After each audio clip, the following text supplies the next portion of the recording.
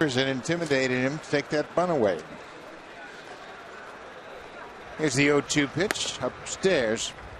Zimmerman is 29 years old. As Pat mentioned, he has the winning total for wins for the franchise in Nationals history. He also threw a no-hitter.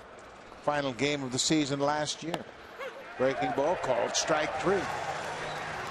And I'll tell you, you better be ready to go up there and swing the bat because he throws a ton of strikes. Defensively, the Nationals have committed 36 errors this season. Let's take a look at their lineup. Tyler Moore, Michael Taylor, and Bryce Harper from left to right in the outfield. Third baseman is the former Blue Jay Yunel Escobar. Desmond and Espinosa up the middle. Ryan Zimmerman over at first base down. And the catcher is Wilson Ramos. You know, you talk about the defense for this team. 36 errors. Only the Cubs and the Brewers have committed more, but you can't say that about this guy. He's got 4 outfield assists. What a pleasure to watch this guy play the game. That is Bryce Harper in right field. 22 years old. Bryce Harper is certainly one of the top stars in all of baseball. Very good athlete, good defender in right. This is Josh Donaldson with a 2-1 count now. Boy, Zimmerman is a right-handed version of Mark Burley in that he grabs the ball and fires it. He'll throw a lot of strikes. There was a knock on him early in his career that he's throwing too many strikes. As you see him just grab the ball and just throw strikes, and he has learned now to move the ball around that strike zone and throw a ball when you have to.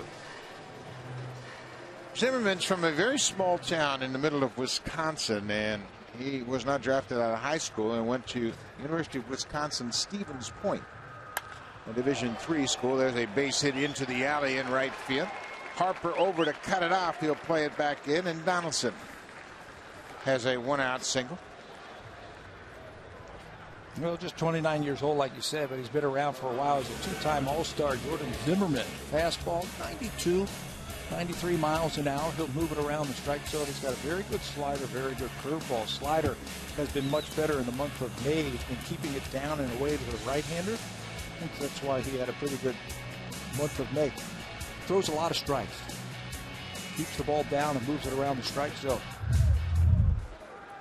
So he will work out of the stretch to Jose Bautista, and we're glad to say he's in right field today.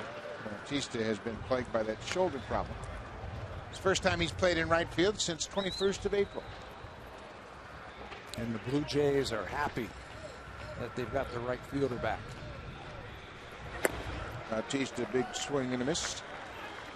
Ball on a strike. As Bautista has been building up to this. Started throwing about a week ago. You see he's got a 5-game hit streak. 421 during that stretch.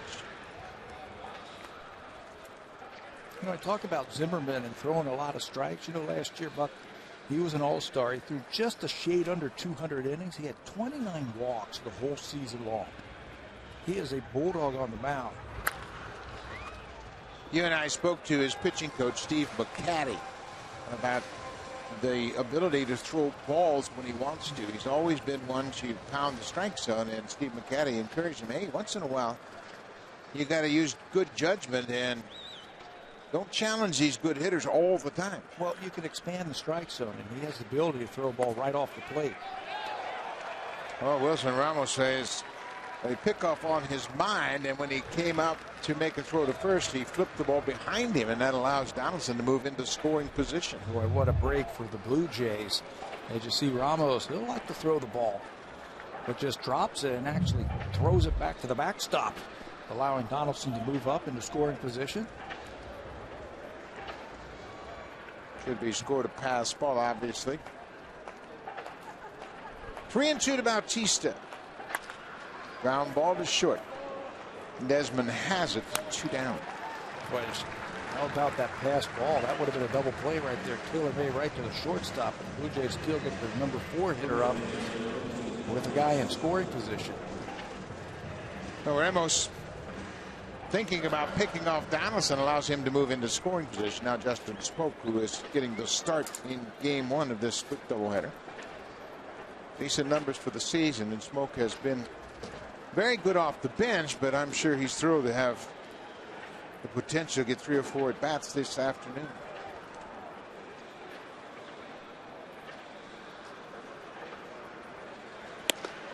There's an inside striker on the corner. Smoke has not faced Zimmerman. Only 3 Blue Jay batters in the lineup have seen Zimmerman before.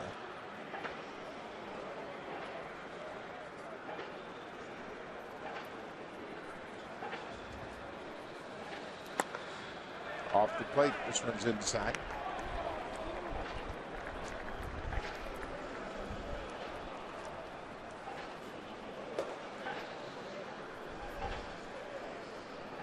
Donaldson with the single, then he moved to second on the pass ball.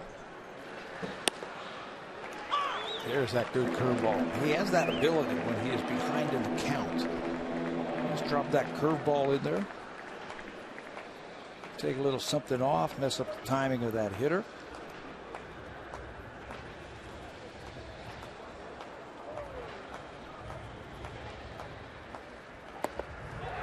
Swing and a miss. Smoke strikes out.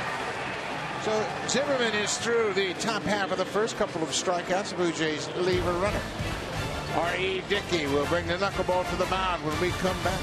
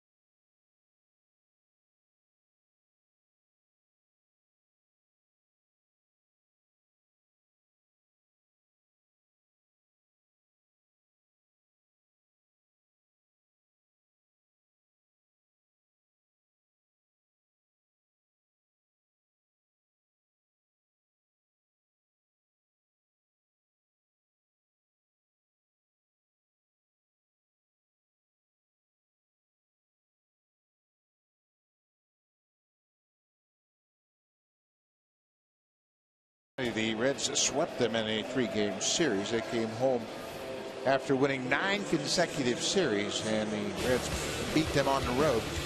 They still are tied in the NL East. Top of the order is Yunel Escobar. He's done a good job here with the Nationals, and Bryce Harper 7 for 13 against the Blue Jays in his young career. Home run and 2 RBIs. And the thing about Harper is he is always a threat. He's a very aggressive hitter. Wilson Ramos, the catcher, career numbers against R.A. Dickey, very impressive. 9 for 13 with a home run and 3 RBIs. 11th start of the season for R.A. Dickey, and there's something about interleague. He loves it. He's got the second best record in interleague play at 11-2.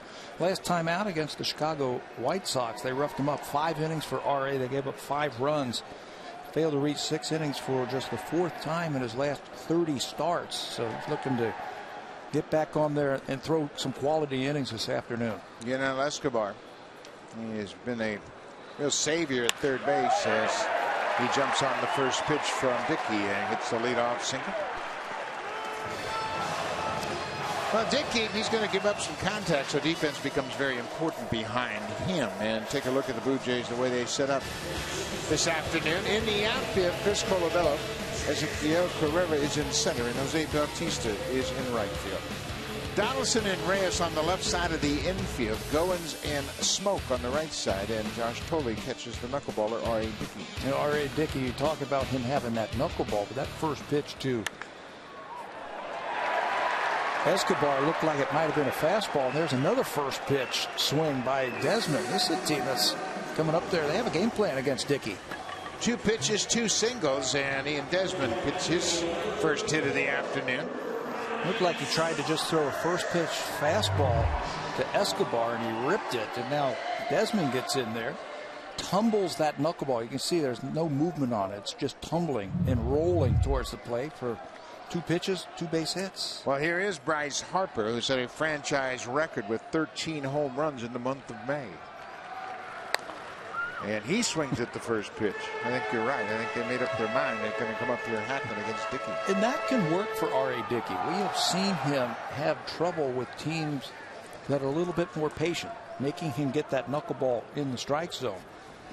Chicago White Sox did it in his last start, where he gave up 8 hits and 5 runs in just 5 innings. They were very patient.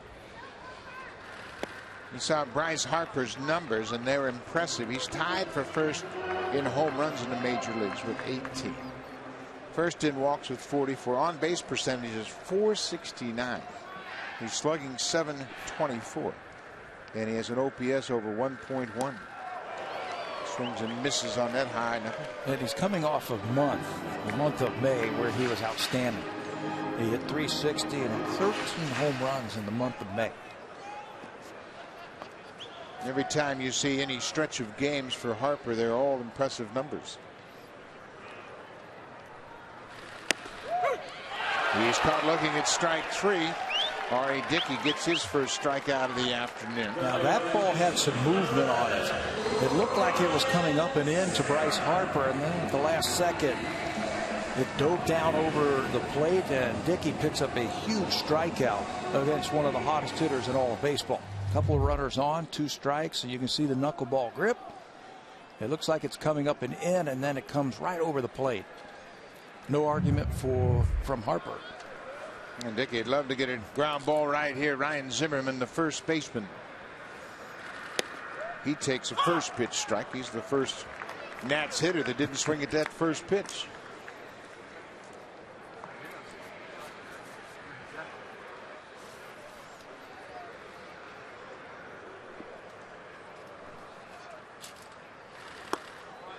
Ball on a strike. Zimmerman was the Nationals' third baseman. He moved across the diamond. He had shoulder problems, and eventually that caused him throwing problems. So they moved him across the diamond. And they had that opening over at first base after they let Adam LaRoche leave. We just saw LaRoche with the Chicago White Sox. Zimmerman takes over at first base. He's been a good run producer for this team. Got 33 RBIs. And second to Bryce Harper. And these are the situations where he is really zeroed in. He's out in front of that slow knuckler. He has come up with some big base hits, hitting with runners in scoring position this season.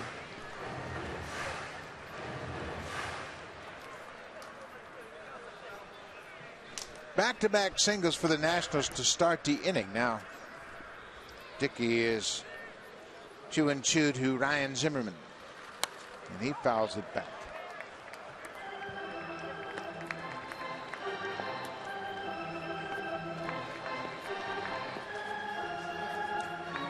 The Blue Jays lost 6-5 on Sunday, 3-2 on Saturday afternoon to Minnesota. They're 1-2 on this trip so far.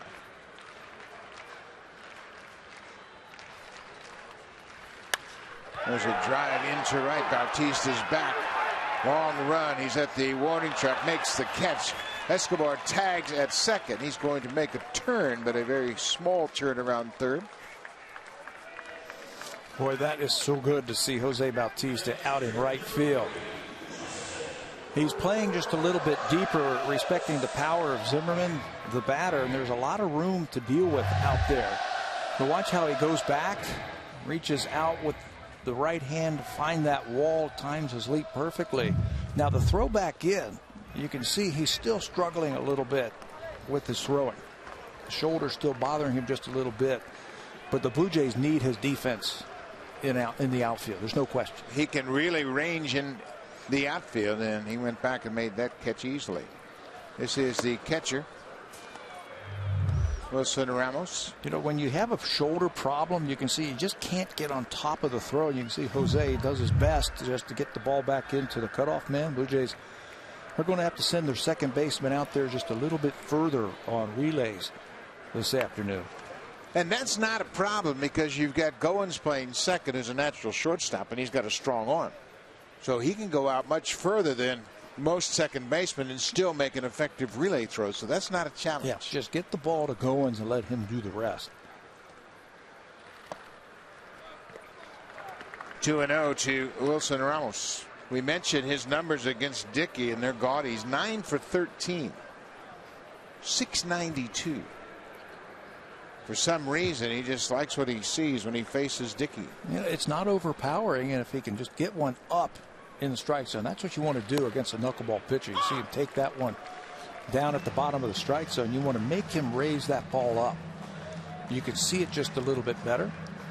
And for some reason, those knuckleballs that are high in the strike zone, they're not moving. It's the ones that are down in the strike zone that you have a lot of trouble with.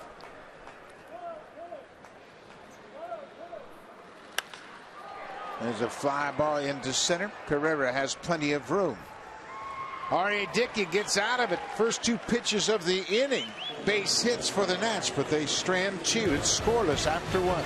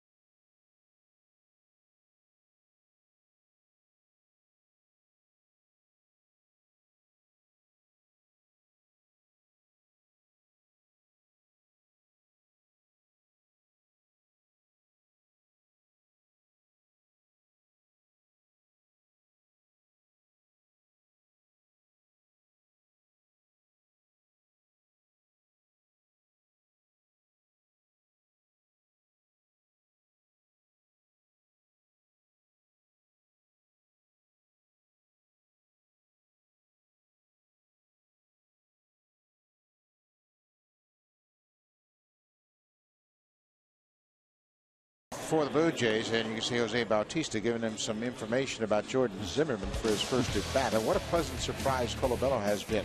When you look at this season compared to his previous 2 seasons with the Twins, it's a dramatic improvement. Yeah, look at the batting average. 214 in the 13-14 season, up to 368 this year in a small sample size in the month of May, of course. And the on base plus the slugging. John Gibbons says he's been a pleasant surprise. He's coming along at the right time. When Michael Saunders went down, and he was the player of the month in the International League, so they brought up a hot bat, and he has really helped out this offense. His 368 average is the 4th highest average in the majors for the month of May.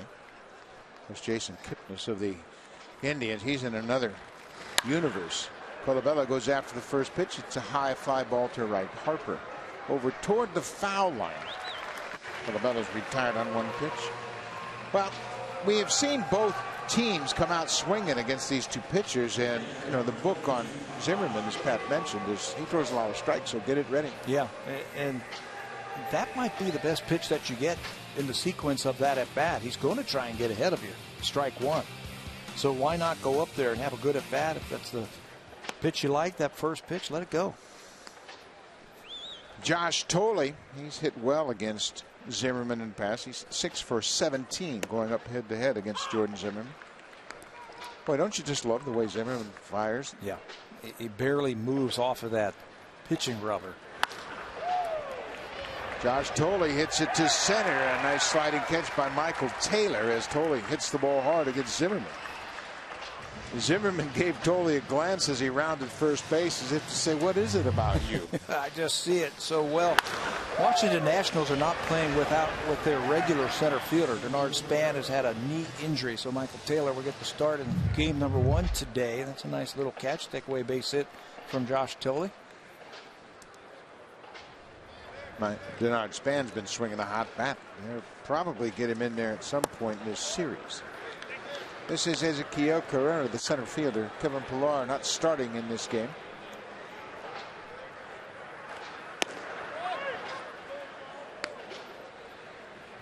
(2-0) to the center fielder. Carrera batting .302. with 10 RBIs. Kevin Pillar got his chance to hit extra yesterday. This is a little looper behind second. That's going to drop for a base hit. Carrera will hold it first as he flares one into right, gets a 2-out single. We mentioned Zimmerman, how he has become one of the most reliable starters in the National League, and got off to a bit of a slow start. ERA closing in on 5. Opponent's batting average almost 300. But Pat, it's been a different story in this month of May. Yeah, his slider has been a lot better in the month of May, and I think that's why you see that ERA go down and the batting average go down. He's always been a good pitcher. Again, a 2-time All-Star, won 14 games last year through just a shade under 200 innings, but the slider is a little bit better. The command has been just a little bit better this month. Ryan Goins, the second baseman, in the 8th spot. He goes after the first pitch and pops it up right over the home plate area. Ryan Zimmerman comes in to make the catch, and the inning is over. 2-out single doesn't hurt. We'll go to the bottom of the second. Still a scoreless ball game.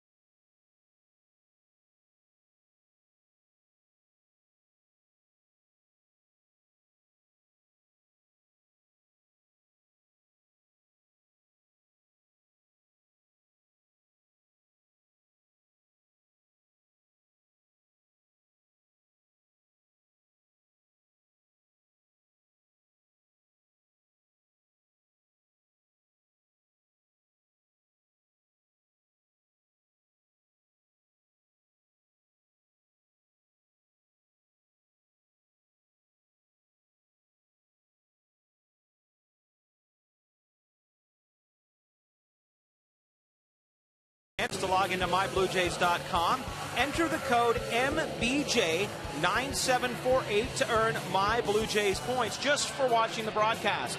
The entry box can be found on your My Blue Jays homepage. Code must be entered by 11:59 tonight. Look for a new code tomorrow. Buck, a great way for Blue Jay season ticket holders to add to their points. Well, it sure is, and you can log on and make sure that we know you're watching, and then if you have compile enough points, I'm sure you'll be able to redeem them for great opportunities. Another first pitch swing from the Nats as Tyler Moore grounds out on one pitch. Looks like these guys are in a hurry. That's okay. It's pretty obvious what the Washington Nationals game plan is today against R.A. Dicky. They've done their scouting reports and they've looked at all the charts and everything like that. Hey, he's throwing that knuckleball over for strikes early. Let's go up there swinging. This is Danny Espinosa, the second baseman.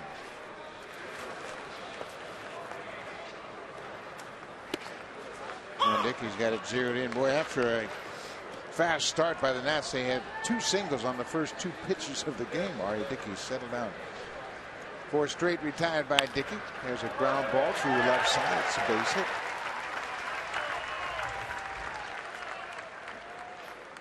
R.A. Dicky's had a little tough stretch on the road recently. When you look at his last 3 road starts, he has been roughed up at the hands of Tampa Bay, Boston, and Houston. There are the numbers over his last 3 starts. The ERA almost at 10. Opponents hitting .384 against him, and he's had too many base runners on. His first start against the Yankees, his first start of the season, was a very good one at Yankee Stadium. He left with the lead, but the Blue Jays would go on to lose that start. You know, and it's been reoccurring theme, I guess you would say, for RA on those losses on the road. Too many walks and too many home runs, which is a deadly combination for a pitcher. There's a pop-up over near the seats. Smoke getting over near the tarp. It's just beyond the tarp and into the seats.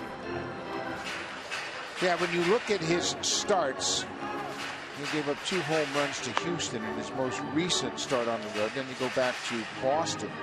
Pitched a good game in Boston, 7 innings. Didn't walk a batter, but lost 4-1 against the Red Sox. And then at Tampa Bay, that's where he gave up a pair of home runs and lost that game to the Rays.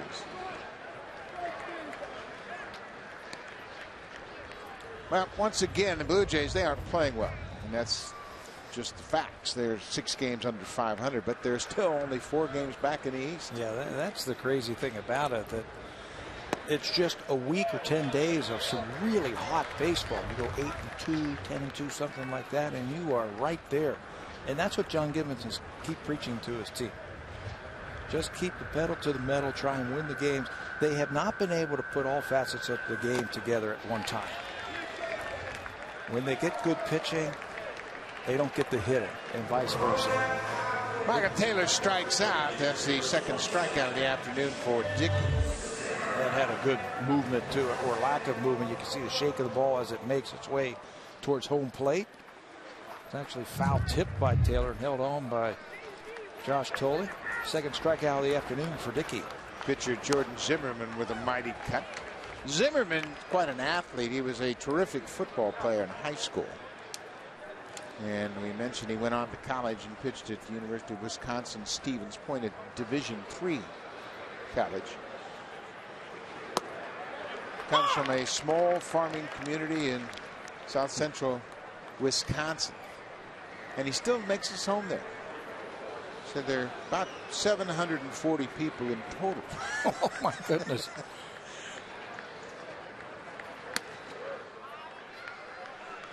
But in his draft year in college, he got hit by a line drive in batting practice and broke his jaw. He pitched the whole season with his jaw wired. Here he strikes out. Dicky gets a couple of strikeouts to end the inning. The Nationals have stranded 3 base runners so far. We'll move to the third. R.A. Dicky got that knuckler working early on here at Nationals Park.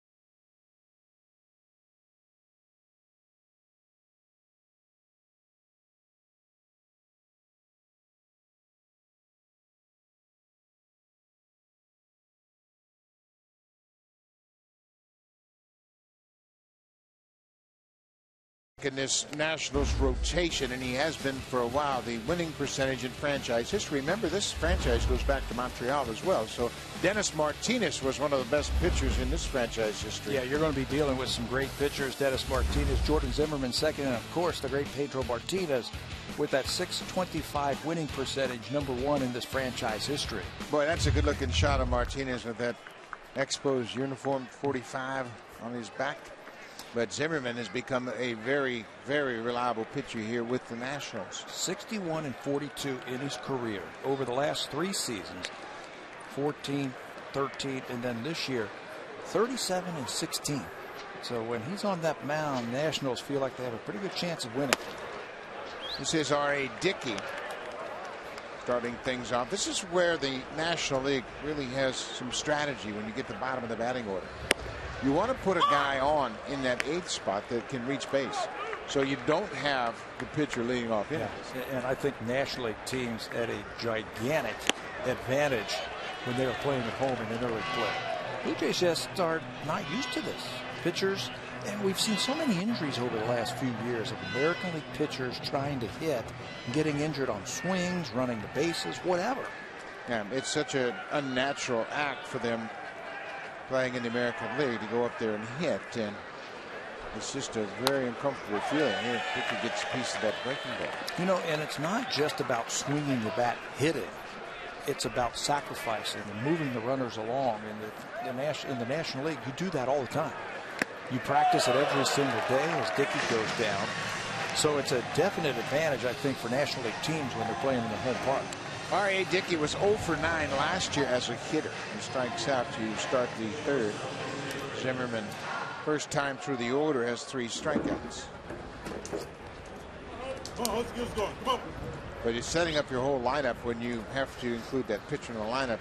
Really takes a lot of thought how you're going to manipulate that 8th spot, see if you can't get somebody on base. You know, I didn't understand the reasoning when we saw Tony La Russa a couple of years ago start to hit the pitcher in the 8th spot and then another hitter in the 9th spot. But the more I see it, the more I understand and the more I agree with it. Reasoning, your number 3 hitter is usually your best hitter. That's just another hitter hitting in front of your best hitter. Yeah, a chance to put a hitter there instead of a pitcher, which is almost a guaranteed out. Or if they do get on base, clogging up the bases. This is Jose Reyes. He hits a high fly ball into shallow center. Shortstop is out, and Desmond will get there and make the catch 2 down. And that's why the pitchers in the National League, they kind of have a built-in rest spot. You get 8, 9, 1 in that order, you can have a very quick inning. And this is a guy in Jordan Zimmerman that for the last 3 seasons has averaged just 14.6 pitches per inning. So he can have a lot of quick innings. Mark Burley is tailor-made to be a National League pitcher. One of those guys that just comes out and fires, and he'll manage the lineup very effectively. Well, what an advantage. Rest stop. That's how you do it. The National League has a rest stop. American League, you look down to some of those 7, 8, 9 hitters, they can do some damage. The DH doing that and in front of that pitcher. This is popped up over on the right side. Second baseman Espinosa stays with it and makes the catch. Boy, what a quick inning for Jordan Zimmerman. He makes quick work with the pitcher leading off.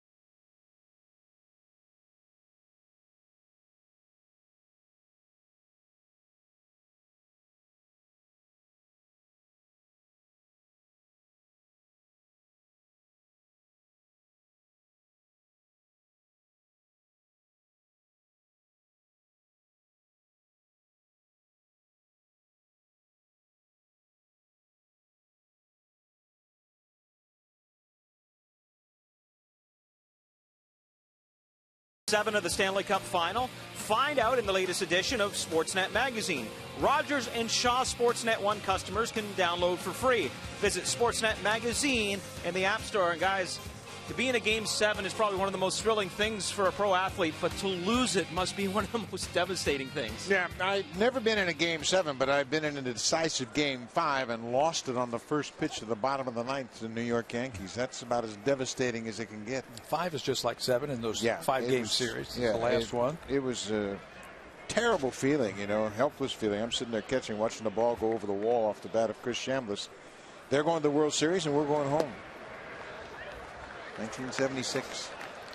So that should be an interesting read in Sportsnet Magazine. This says Yunel Escobar. Big swing and a miss. Escobar coming into this game batting .313.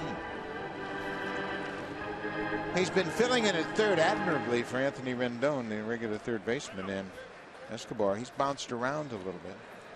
He came here from Oakland in January. Tyler Clippard. How about that? He's been on a few teams over the last couple of seasons. Last year we saw him with Tampa Bay. He went to Miami but never played for him. And went right to Tampa Bay and played a couple of seasons there. Went to Oakland, never played for them. And now here he is with Washington. The plan was maybe he would play some second base or third base depending on Rendon. Rendon would play second if he was playing third. And then Ian Desmond is a free agent. And maybe Escobar takes his place next season. Yeah, it's kind of interesting, but he has responded very well. He came to the Blue Jays in July of 2010 from the Atlanta Braves. Hit his only grand slam as a big leaguer for the Blue Jays. And he has his second hit of the afternoon, slices it into right. Now here's where the test is. You can see how far Goins goes out, but Bautista got it back to him quickly. That was a ball I thought maybe Escobar might challenge Bautista because he had to give ground and back up in the alley. And it's going to be wet out in the outfield because it was raining this morning. I thought, you're right, I thought he had a shot at maybe testing Jose, but he gets over, backhands the ball, and gets the ball in quickly. Instead of being able to get a little bit more on that throw, he's going to have to just get rid of it a little quicker. Well, we have seen a lot of outfielders with a much worse arm than Jose Bautista play. And we mentioned Mickey Rivers earlier. He was the everyday center fielder for the Yankees, and he had a terrible arm. Ian Desmond. That goes off the glove of Tolley back to the screen. That'll be the pass ball as Escobar moves up. And that's what you get with a knuckleball. There's always going to be the chance of wild pitches and pass balls. Yeah, so you have to be a lot alert when you're on the bases.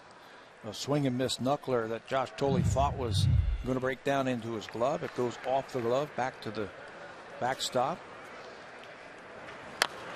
Little tapper out in front of home, and Escobar, for some reason, stays put at second. That was a perfect opportunity for him to challenge and try to get to third.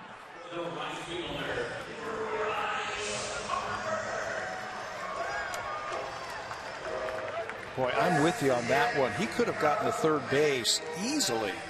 I thought on that tapper, the pitcher, he's concentrating on that ball. There's no way he's going to come up.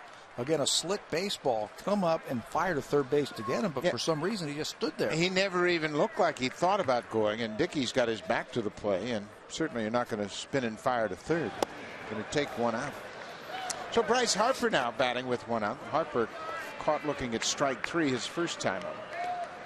A reminder, Bryce Harper is 22 years old. This is his fourth season in the major leagues.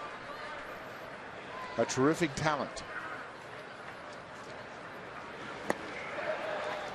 You know, he took a lot of heat early in his career for being demonstrative, emotional, showing a lot of emotions, and a lot of people took it the wrong way. But consider this, you know, they always say, well, you know, he should grow up. Well, he is. He's just 22. He's trying. He's always been the best player wherever he has been. Best player by far. Yeah. When he was a young kid, a 16-year-old, I remember seeing him on the cover of Sports Illustrated being the next one. And wherever he played, he was always the best player. Last year, a thumb injury cost him 54 games. Hits this ball on the ground. Big hop for Goins. And Harper's retired. He's 0 for 2. Escobar goes to third.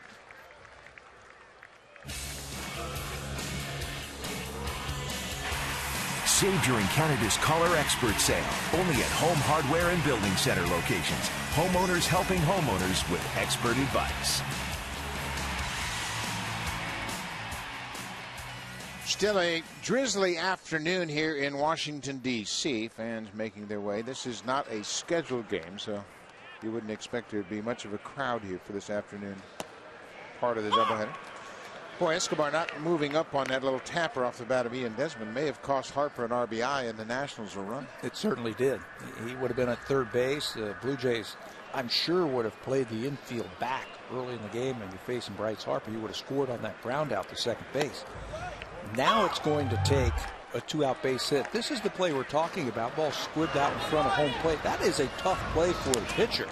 And if you watched Escobar, he just didn't break, didn't read it. It was just like a sacrifice bunt. It was in the same area that a bunt would be. And Matt Williams, the manager, has to be wondering why he didn't move up.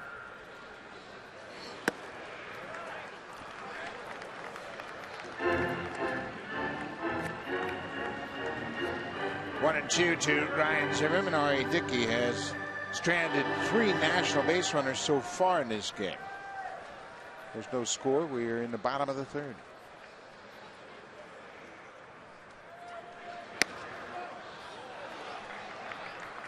Looked like a pretty good pitch. It just didn't get the call from home plate umpire Toby Basnick. Well, he's going to reach back for a little something extra and try and throw that hard knuckleball. And if you're Escobar now with Josh Donaldson playing so deep, you got to get off of third base. You got to be able to score on a short, wild pitch. Donaldson takes his time, makes a strong throw. R.A. Dickey leaves another base runner. Through 3 innings, the Nationals have stranded 4. The Blue Jays infield defense playing well behind R.A. Dickey. Donaldson showing his range to his left. Gets to his feet, takes his time, and throws a strike to retire Zimmerman.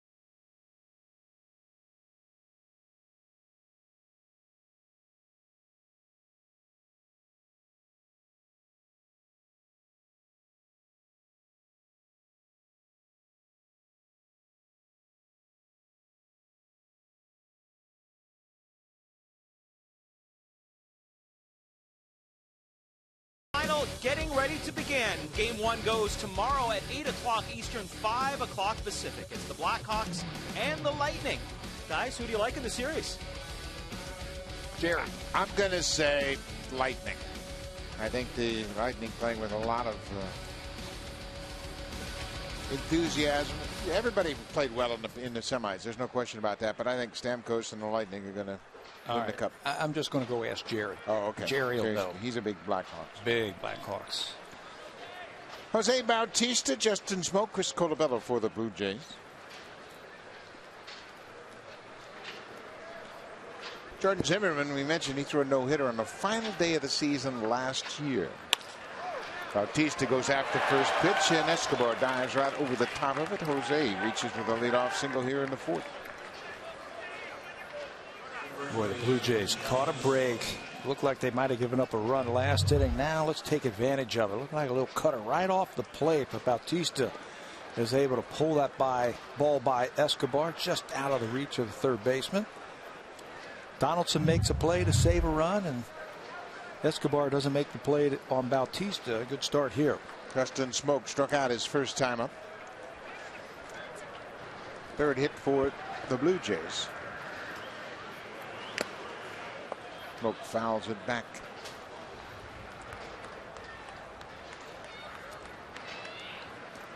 Justin Smoke really doing a pretty good job of maintaining his timing, given in limited starts lately. But now with Bautista playing in right field again, maybe that will increase and he'll get a chance to play a little bit more.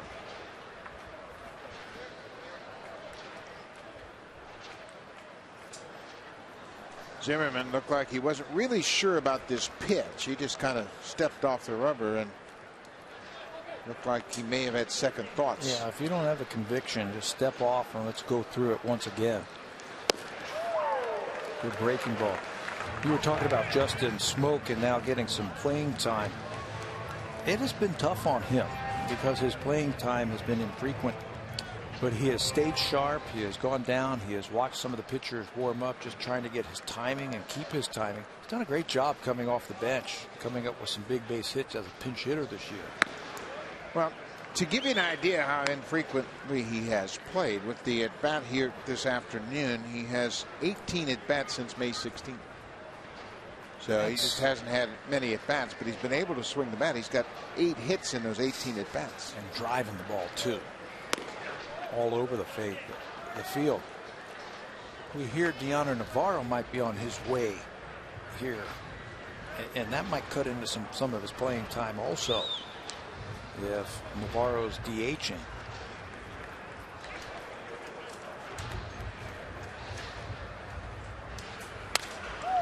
There's a little looper into right. Bryce Harper coming in quickly, and now he's going to make a throw to first base, but Bautista slides back in safely.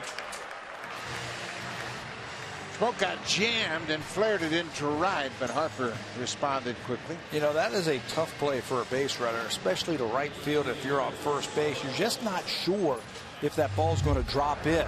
You check the outfielders to see how deep they're playing, and you see Bautista goes halfway and then realizes Harper can come in and make that play, and he comes up firing trying to get Bautista over at first base. You go halfway, and you got to be able to read those outfielders. You got to know them. Well, if it drops, Harper's got a shot at throwing you out at second. That's what's tough about it. This is Colabello. Colabello flied out to right his first time up. Watching Bryce Harper from our vantage point, and we're way up here, he plays a very deep right field. Every one of the players that have come to the plate, he has played very deep in right field. So as a base runner, you got to make note of that. And on a base hit to right field, you've got to be thinking first or third. Yeah, it's a spacious outfield. There's no question about it. It should be a good ballpark for teams to go first to third. You can see how much room there is in the outfield, and it's just a good ballpark. It's well built for players. It certainly has the fans' perspective in consideration. Everybody but the broadcasters. I think it's a fair field for everybody. It's a very good baseball field, but we are perched up higher than anybody in the ballpark. And there we are, way up there, higher than the top row of seats. And it's a challenge, I got to be honest with you, to tell what the balls are when they're hit in the air, when they come off the bat. Bob Brenly, the Cubs radio announcer, had one of the best lines I've heard about this ballpark. He's told me, he said, when I came here, they said I could see the Capitol from the broadcast booth, but I didn't think it was the capital of South Carolina. Because it's so high. There's a drive to center field. Taylor is right there, and Colabello hit it hard, but right to center. We can see the Capitol from the Capitol building. That's just a few blocks away. Brentley's line was terrific. So Bautista with the leadoff single, still camped out at first. Now Josh Thole lined out to center in the second inning. This can't be a real fun game for Josh Thole. He knows he's catching R.A. Dicky, and all of the speculation is that he'll be sent down after this game, as Diana Navarro will be added to the roster. Yeah, that's the rumors, but baseball has a way of sorting itself out. Boy, Josh Tolley loves it when he sees Jordan Zimmerman. He's hit the ball hard twice. He's 1 for 2. He lined hard into center field his first time. So Tolley is now 7 for 19 against Jordan Zimmerman in his career. Yeah, and believe me, everybody knows those numbers. Blue Jays know those numbers. That's why you see Tolley hitting where he is in an RBI situation.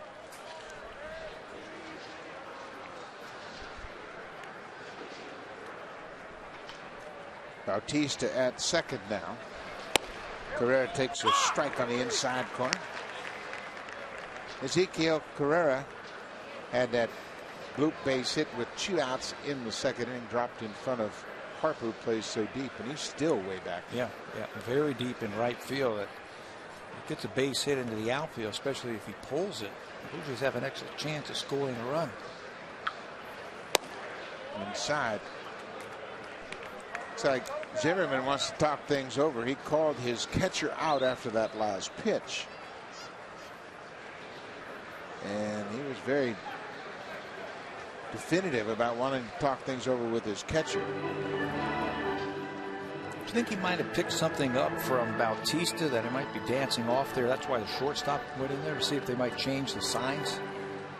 Well, that could be. Bautista's always looking for an edge, and after that pitch, I mean, there was no hesitation. Zimmerman called the catcher out, and Bautista has been jockeying off the bag at second. Carrera swung at a ball down and in. Top of the 4th inning. The hits are even at 4 apiece. No score in the ball game. Pretty unusual numbers for Jordan Zimmerman. Breaking ball downstairs. It's now 2-2.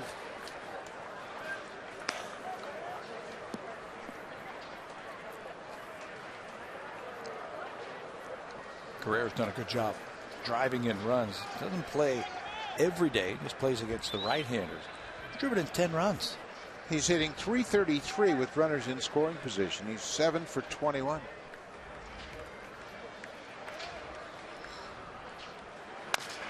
Puts this ball on the ground. Ryan Zimmerman will go to the bag, and the Blue Jays strand a pin. They get a couple of singles, but can't do anything against Jordan Zimmerman. Still a scoreless ball game.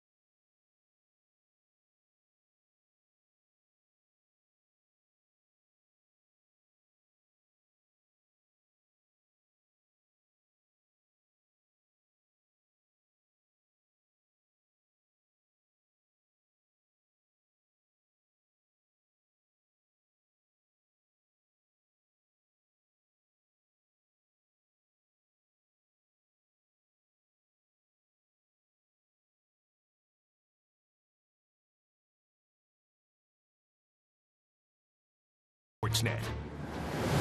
Presented by Acura.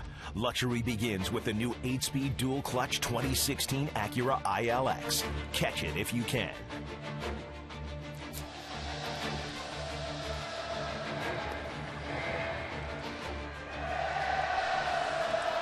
Statue of Josh Gibson outside the Nationals ballpark, and this is a very attractive ballpark for many reasons. The fans have a nice perspective. I love the unusual dimensions in the outfield. It's not a cookie cutter outfield by any means. There are all kinds of different angles in the outfield, and it's a fair ballpark. I don't think there's a real short porch anywhere in the ballpark. You and I got to see a lot of the ballpark from the outside yesterday. We walked all the way around it trying to get into it. We did a good job. This is the catcher, Wilson Ramos. He's had a good start to his season. 3 homers, 22 RBIs.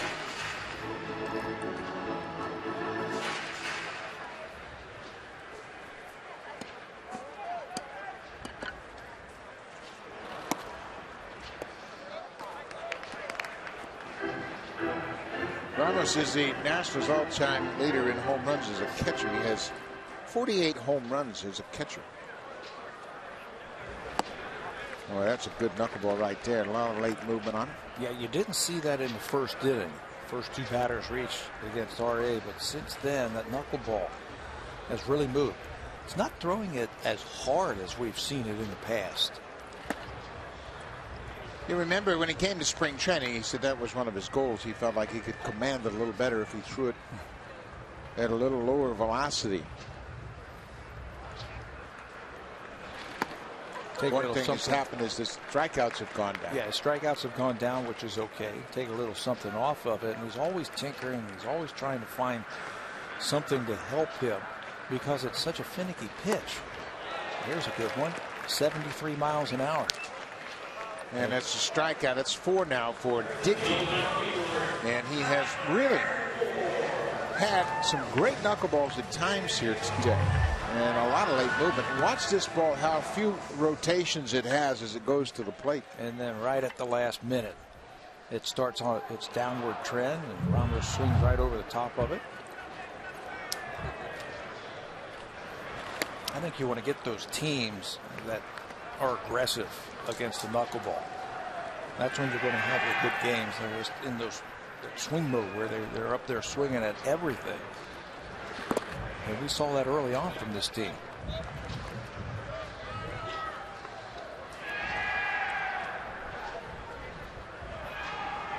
Kyler Moore, the left fielder, grounded to shortstop his first time up.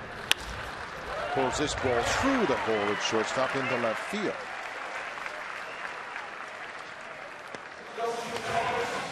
Well, the Nationals, they had a great season a year ago, and they're trying to repeat that. They're 28-22 at the start of play. They're currently tied with the Mets, who I believe is a surprise team in the National League East.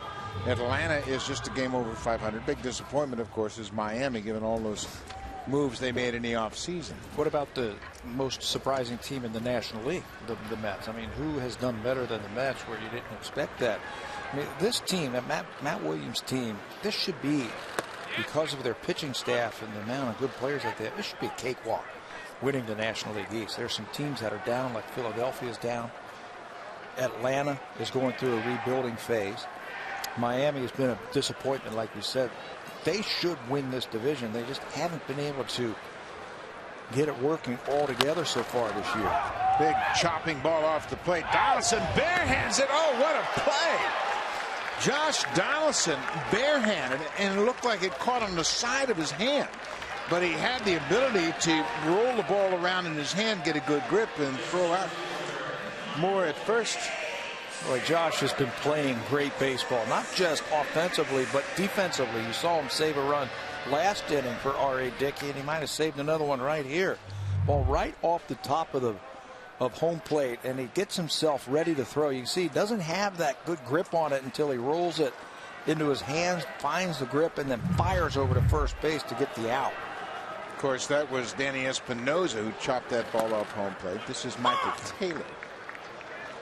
Boy, that was a terrific play, and it was a do-or-die play, and he had, if he lets that bounce, he's got no chance. So he had to barehand it, and if he catches that with his glove, he has no chance. The only play was the bare hand and then throw in one motion. Dicky ahead of Taylor 0-2 very quickly. Boy, he's playing great baseball. We know all about the big hits that he has come up with. Defensively, he's been outstanding. And a nice play on Ryan Zimmerman to end the third.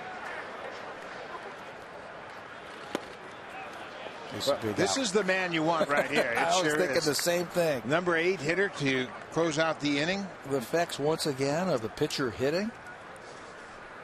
You get this guy out, and the pitcher, Jordan Zimmerman, has to lead off next inning. And he does exactly that. Couple of strikeouts in the inning.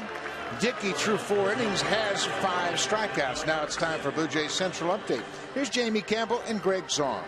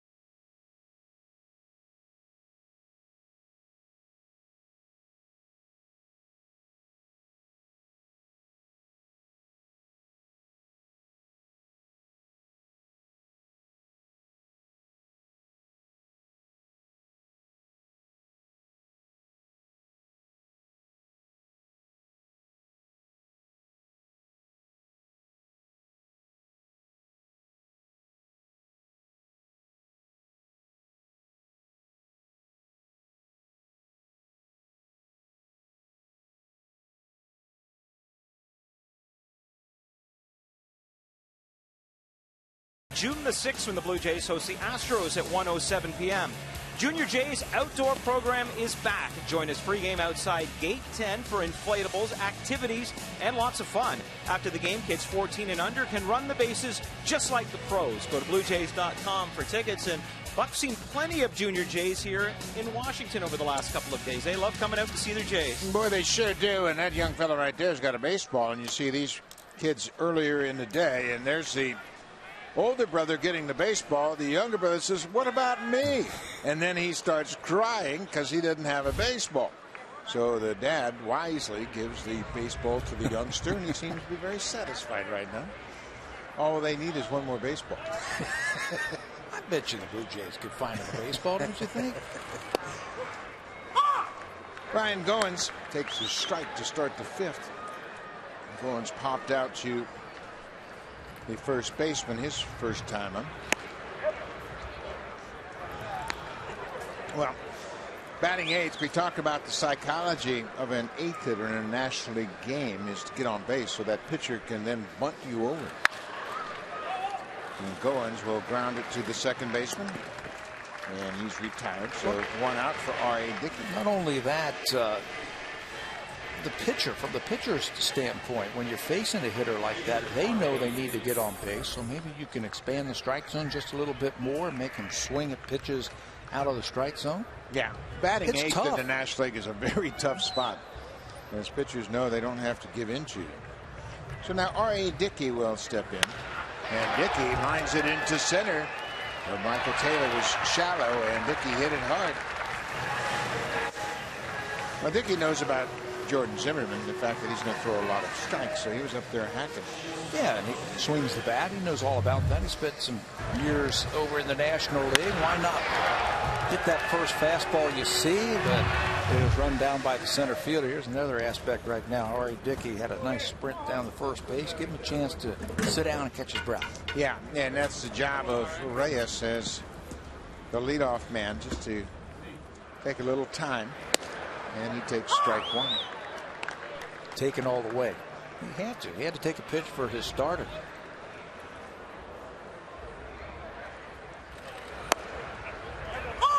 And Jordan Zimmerman, boy, he's pounding that strike zone. That's his M.O. Here it is. Here it is. Let's see if you can hit it. Breaking ball. Bounced it in the dirt.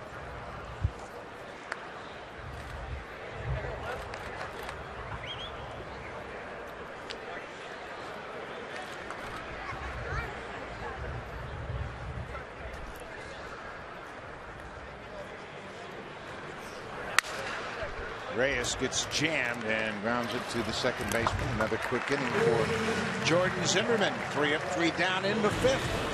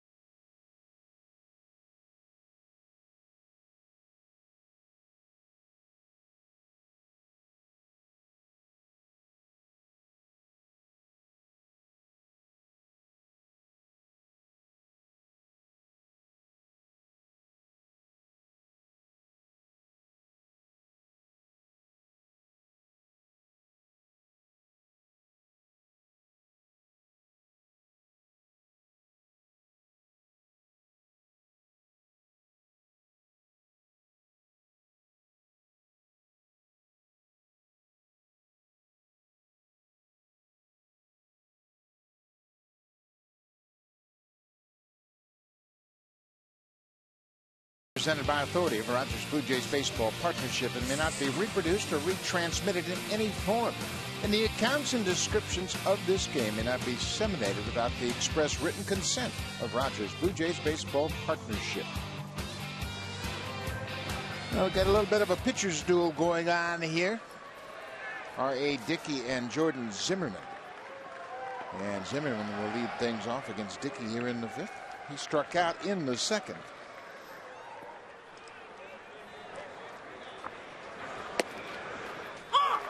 Dicky jumps ahead with a first pitch strike. Zimmerman this season just 2 for 19 now. Boy, if you can handle a bat in the National League, you can stay in a ball game a lot longer. He's got a couple of sacrifice bunts. You know, you've heard that for years. That pitchers that can handle the bat or they're good hitter. Mike Leake from Cincinnati comes to mind. Manager is not going to go to the bench and use a pinch hitter in tight games late in the game. You stick around just a little bit longer, maybe have a chance to win a few more games. Well, think of those Braves starters, Glavine, Smoltz, Maddox. They could all handle the bat, and they were able to help themselves with the bat, so they stayed in the games long. And Dicky rushes one up there and gets ahead. Not 2-2. That one looked like it might have been a fastball. And Zimmerman swung through it. Now come back with the knuckleball. Popped into the seats.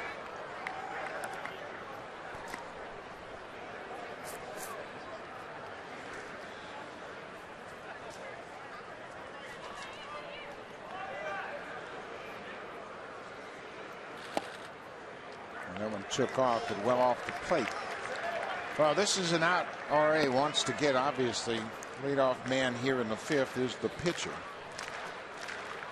Might throw him a fastball. And he does. And Zimmerman hits it into center. Carrera is going to have to hustle it back in, and he does. And Jordan Zimmerman with the leadoff single. Well, I don't disagree with that. Go ahead and challenge him. Yeah, you can't walk him, so you have to challenge him. Zimmerman knows that. Here's the 2-finger fastball. Turned it over just a little bit and got underneath it, and it stayed up in the strike zone right where he was swinging. The play by Carrera. He was playing him, shading him to right center field. He cut that ball off and held him to a single. You know, Escobar has 2 singles so far. One to left, one to right. Shows bunt, pulls the bat back. Here's that play that I'm talking about. Gives up the ball. You can see he's not even in your picture. Here he comes. And it's slick in the outfield. It's wet. That ball's going to skip off the wet grass. Carrera cuts it off and holds him to a single. And Escobar on that first pitch squared around like he was going to bunt. Now it's 2-0 to Escobar.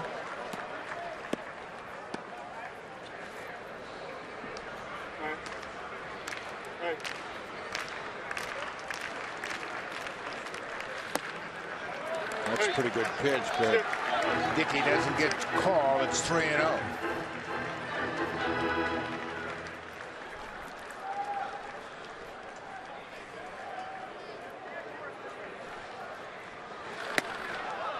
A 4-pitch walk. That's the first walk of the ball game. That puts runners at first and second. So now this is an interesting situation. Yeah. Ian Desmond, the batter. Yeah, does he sacrifice here? You got the pitcher running at second base. Even if they are successful at sacrificing right here, you take the bat out of the next guy behind him because they'll just walk Harper. So if I'm Matt Williams, I'm letting Desmond swing away. Scoreless game. He shows bunt, bunts it out in front of home plate. Dicky will go to first for the out. So now you have second and third with first base open and Bryce Harper. So this is interesting. I mean, Harper's been the hottest, and Gibbons is directing the infield now. So Desmond gets his third sacrifice of the season, and that'll bring Harper right now. Let's see what Gibbons does. Going to pitch to Harper. He's 0 for 2 so far with a strikeout. What would you do? I would throw him a lot of knuckleballs and throw him out of strikes. I don't think I would want him swinging right here. He's the hottest hitter in baseball. He's got a couple of runners on base and in scoring position. That time he yanks it foul. I'd walk him and I'd take my chances with Ryan Zimmerman behind him. Yeah, I think I agree with you. Just because he has been such a hot hitter in the month of May. He was the National League Player of the Month twice, or Player of the Week twice in the month of May.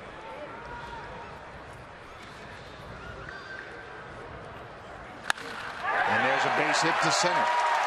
Zimmerman's in to score. They're going to stop Escobar as Harper picks up his 44th run driven in.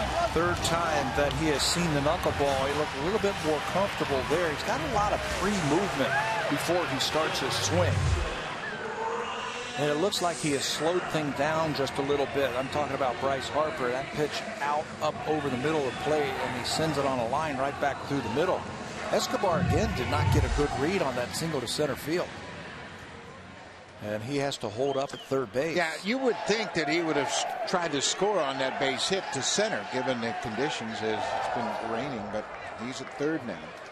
One out, Ryan Zimmerman, the first baseman.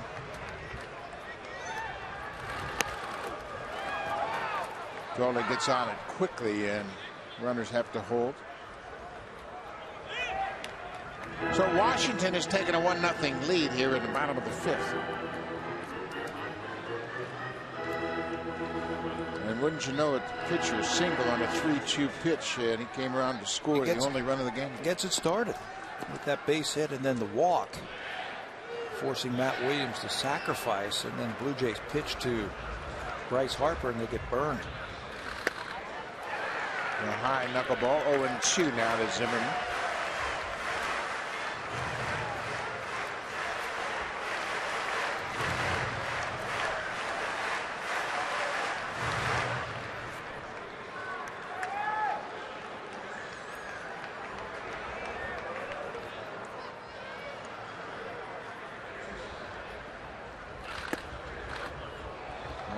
Inside. Looked like R.A. might have slipped a little bit as he was delivering that pitch to home, so right away he calls timeout. It's slick.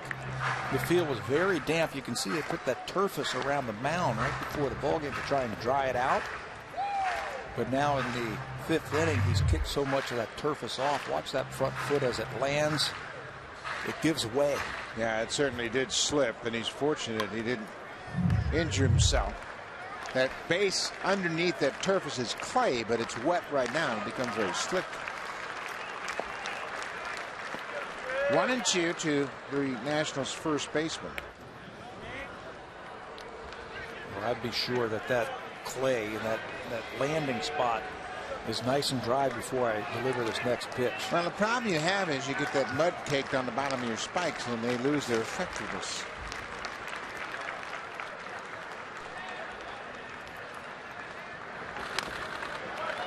Foul at home. Well, Zimmerman has to be thinking about not only just putting the ball in play, but hitting it to the outfield. I mean, especially when you think Bautista isn't playing in his first game since April 21st in right. That extra run looms large. Yeah. And the Blue Jays don't have a lot of outfield arms this afternoon. And he covers that outside pitch and hits it into the seats to stay alive. I wouldn't call them great arms in the outfield this afternoon for the Blue Jays. You've got a converted infielder in left field in Colabello. And you got Carrera is not really known at having a great arm in center field, and Bautista in right field. We all know about him, the problems that he has had with his shoulder. So any short fly ball, I'm sure they're going to send Escobar. Zimmerman has really shortened up his stroke now with 2 strikes. Zimmerman hitting .308 with runners in scoring position and less than 2 outs. He's had to handle some borderline pitches outside.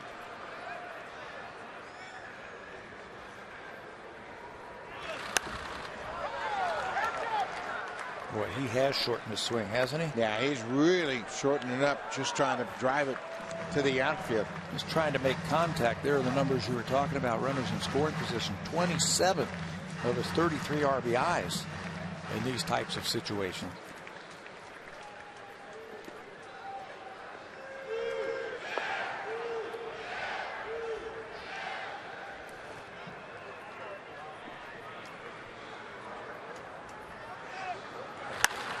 That ball is driven into center. That's going to score a run.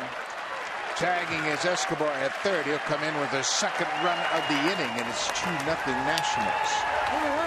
RBI number 34 for Ryan Zimmerman. Boy, what a good piece of hitting right there by Zimmerman. You talk about guys who are RBI types of players. It's not all about home runs and extra base hits. Sometimes you have to do what he did. Watch this. Just a nice little swing. You see, he didn't even finish his swing. He was just trying to make contact and get the ball out into the outfield. So he cuts his swing down just a little bit. The ball is up again. And watch how he stops it right there just to make sure that he makes contact and gets it into the outfield. 34th RBI of the season for Zimmerman. Wilson Ramos is 0 for 2. Zimmerman makes it a 2-0 game.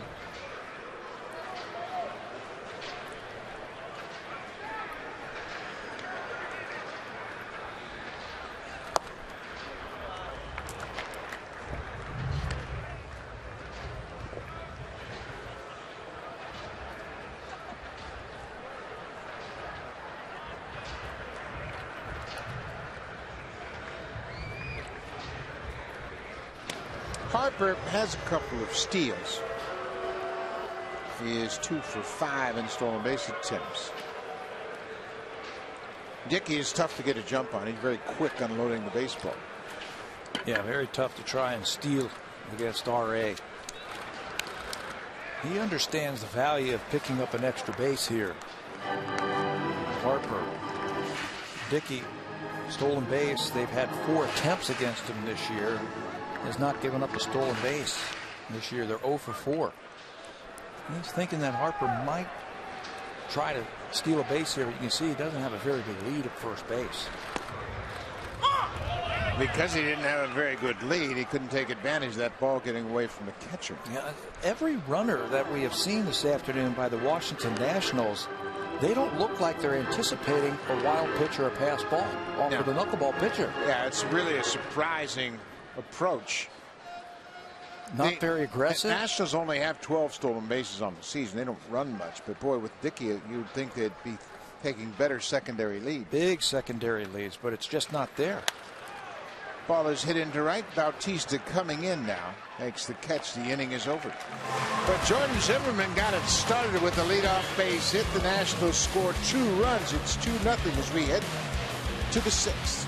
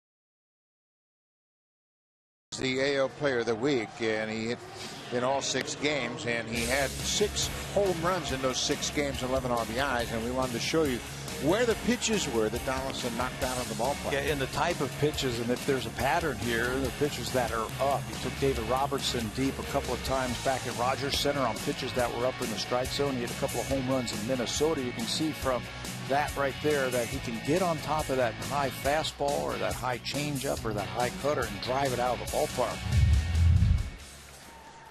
Of his 15 home runs, 11 have either tied or given the Blue Jays the lead. I mean, that's clutch hitting if I've ever seen it. 5 of his home runs have come after the 7th inning and later. He goes after that first pitch, and it'll be Donaldson, Bautista, and Justin Smoak here. Blue Jays are down 2-0. Quite frankly, I don't know how he does it. It's the toughest pitch, I think, to hit out of the ballpark, that high pitch like that. But he's able to keep his hands above the baseball. You can see he really loads up on that back leg. He's got the high leg kick. The hands come down. But as he starts to swing, the hands go back up and they stay above the baseball. And he's able to drive it out of the ballpark. We have 2 of the most pronounced leg kicks in all of baseball in Donaldson and Bautista. How much of a challenge is that for these hitters in a timing aspect? It's so tough. I mean, you really have to have that leg kick down pat from the timing aspects, or it's going to throw your whole swing off. Jose talked about that when he first came to the Blue Jays, that he had the leg kick, but he didn't become the slugger that he is today until he learned to get that foot down earlier. Start the leg kick a little sooner, get the foot down earlier, so when you swing, you got your legs underneath you. There's a fly ball to left field. Tyler Moore over into foul ground. He gets there and makes the catch in foul territory. So Donaldson flies out to left to start the inning. You know, there have been so many great leg kick type of hitters, and this is what I'm talking about right here. He's balanced on that back leg and he's loading up. But when you start your swing, you've got to get that front foot down. So when you start that swing, the back comes through quickly and you got your legs underneath you. Manny Ramirez was a great hitter who had a high leg kick. And Bautista goes after the first pitch and hits it high into center field. Michael Taylor makes the catch. 2 fly ball outs here in the 6th. So Jordan Zimmerman making quick work of Donaldson and Bautista here in the 6th after he scored the first run of the ball game, and then Escobar scored the second to make it 2-0. Well, you can't blame the Blue Jays for swinging at the first pitches. He comes right at you. He's going to fill it up with strikes, so you might as well be ready to hit. You think it's a good pitch, go after it. Think about this. We're doing a little research on Jordan Zimmerman. He has not walked 2 straight batters in 100 starts. How about that? He's going to be around the plate. And you're right, you can't blame the Blue Jays. Go up there and swing. It is not an eye test, that's for sure. Getting ready. Zimmerman, he has established his reputation. Breaking ball for a strike. 1-2 to Justin Smoak. Smoak is 0 for 2 with a strikeout to this point. Boy, the Nationals have great starting pitching. Every night they throw a guy out there who can give you a win. They got 2 of their starters on the shelf right now. Steven Strasburg and Doug Fister. Gio Gonzalez has been a great addition to this starting staff. How about having the starters they had prior to last offseason and then saying, oh, you know what? Let's go out and see if we can improve our starting staff. So they spent $210 million to bring in Max Scherzer. That's commitment. Smoak strikes out. 3 up, 3 down. That's 7 straight retired by Jordan Zimmerman. We go to the bottom of the 6th. 2-0 Nats.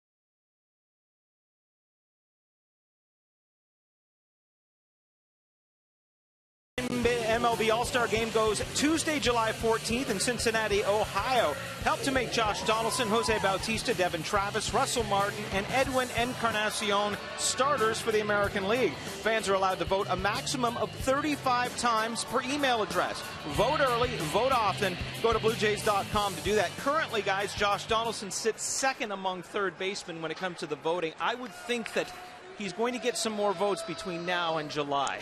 Yeah, and I think it's imperative that Blue Jay fans log on and vote for Josh Donaldson. Certainly you want him to represent your team as a starter in the American League. He is certainly worthy of that. So you got to get on there and outdo Mike Moustakas and the Kansas City Royals fans.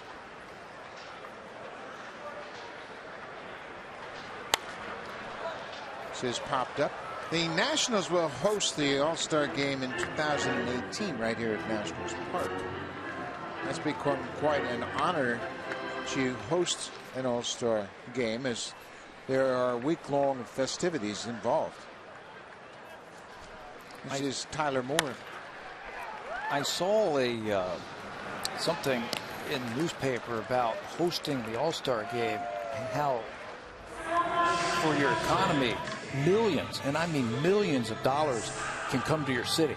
They've got so many promotions. They've got the Legends game. They've got the softball game, the home run hitting contest. Lots going on during the All-Star weekend. It's interesting, too. The next few All-Star games are all in National League parks. This year in Cincinnati. Next year, Petco Field in San Diego. Petco Park will host the All-Star game. And then in 17, the Marlins Park in Miami will be the host. And then Nationals here in 18. I got a question for you. When's it coming to Toronto? It's been a while, hasn't it? Paul Beeston asked that of the commissioner, Rob Manfred, about an All-Star game coming back to Rogers Center. Last time they hosted the All-Star game was 1991. I was there. It was a good event. They really did a nice job with it. And one of the best home run contests in the history of the game. That's right. Cal Ripken.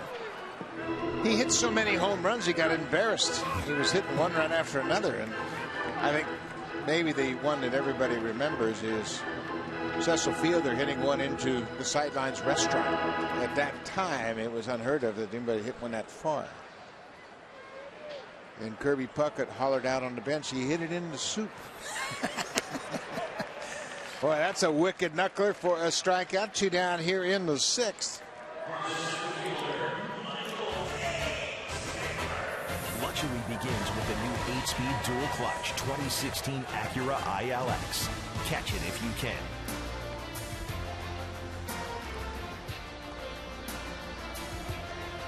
The Capitol in the distance, just a few blocks away from Nationals Park here in Washington. And this is Michael Taylor. He has struck out twice against Dicky, his first time facing the knuckleballer.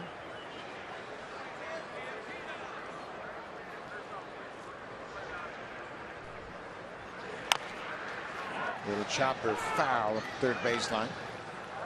Taylor was a 6th round draft pick by the Nationals in 2009.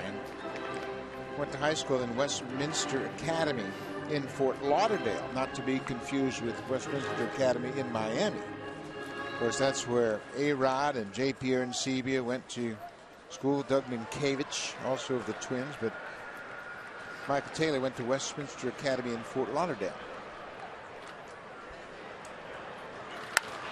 Hits this ball into center. Carrera broke back, and that's going to cost him. Ezequiel Carrera saw the big swing, took a step back, and then it fell in front of him. A 2-out single, and that's the importance of that number 8 hitter reaching base that gets the pitcher up. Yeah, he catches that ball, and Jordan Zimmerman leads off next inning. You see him take a step and a half back, and by then it was too late to recover on that sinking liner into center field. You'll get help from your corner outfielders on that because they've got the better view of that ball sinking and lining. They'll say, hey, in. But by that time, it was a little bit too late. Jordan Zimmerman hit a 3-2 pitch for a fastball his last time up, starting off the 5th, and came around to score.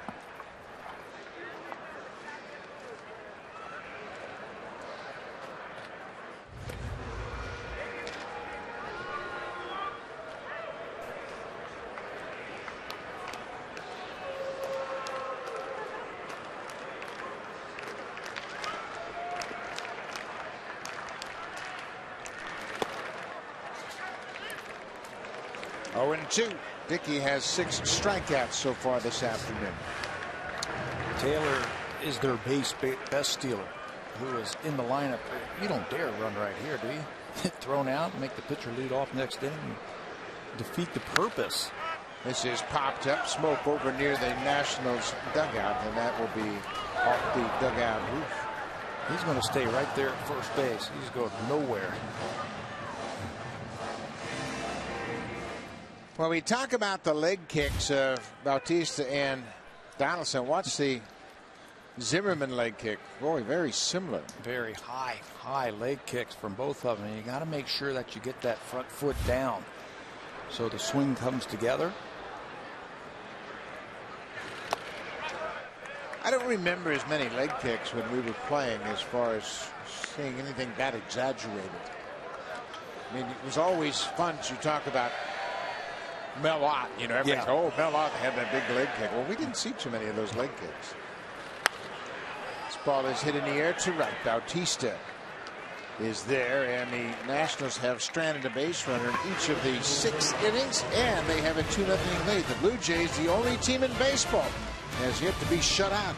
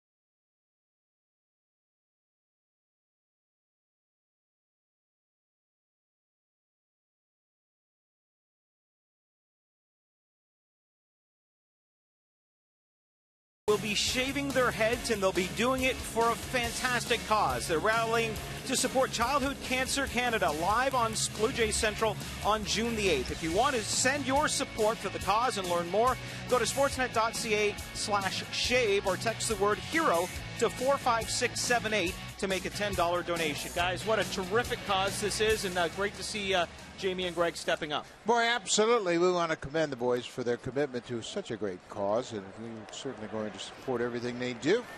Hopefully the fans will as well.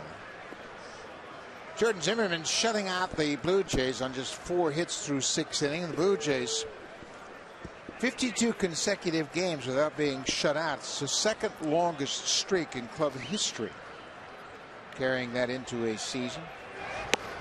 The Blue Jays in 1993 went 78 games before they were shut out. That was a pretty good offense too, wasn't it? It was a real good offense. A little bit.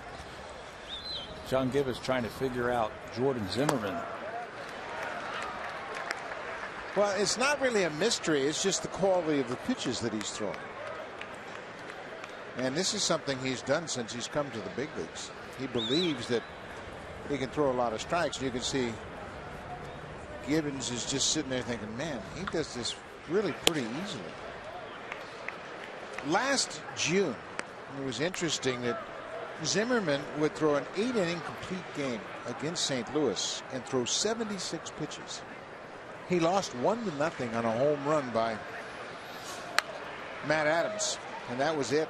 He was matched up against Lance Lynn in that game, but 76 pitches in 8 innings, a complete game. It was a 2-hour and 3-minute game. 1-0. He gave up a home run, and that was it. 76 pitches. And that just shows you right there. This guy comes right at you. And he makes you swing the bat. Chris Colabello with a 2-2 count, drills it into center. That'll be a leadoff single for Colabello.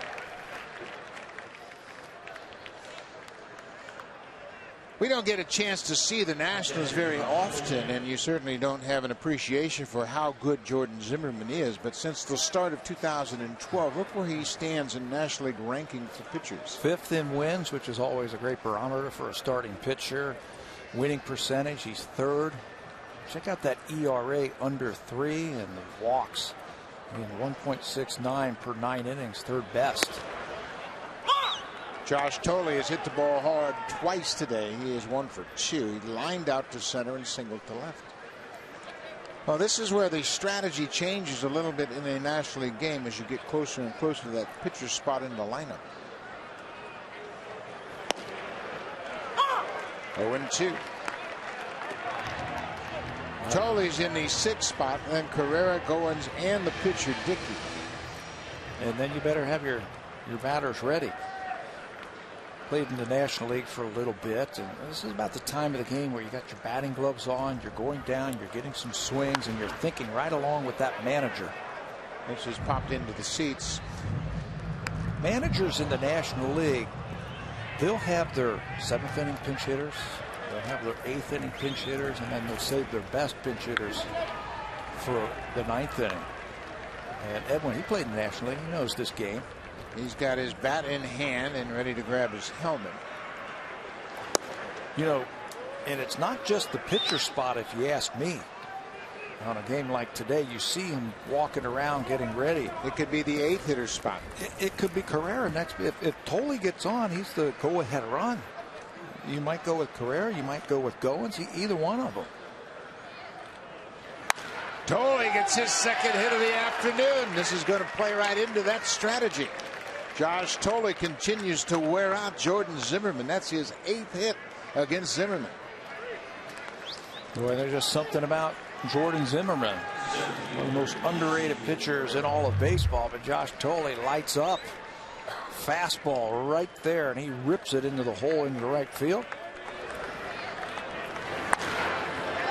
And that really sets up the Blue Jays here. So John Gibbons not wasting any time with 2 aboard. He's going to call upon Edwin Encarnacion to come up and hit. Well, he's on deck, and Carrera is the batter. So Encarnacion is out in the 8th spot. Carrera expected to bunt here. Now, if he bunts, then they're just going to walk him, and then you burn Encarnacion. You got to be swinging away, don't you?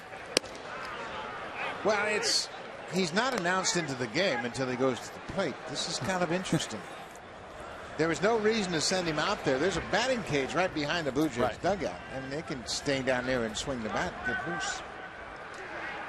Wheels are spinning here in the 7th. Carrera pulls the bat back. It's 2-0. How about this?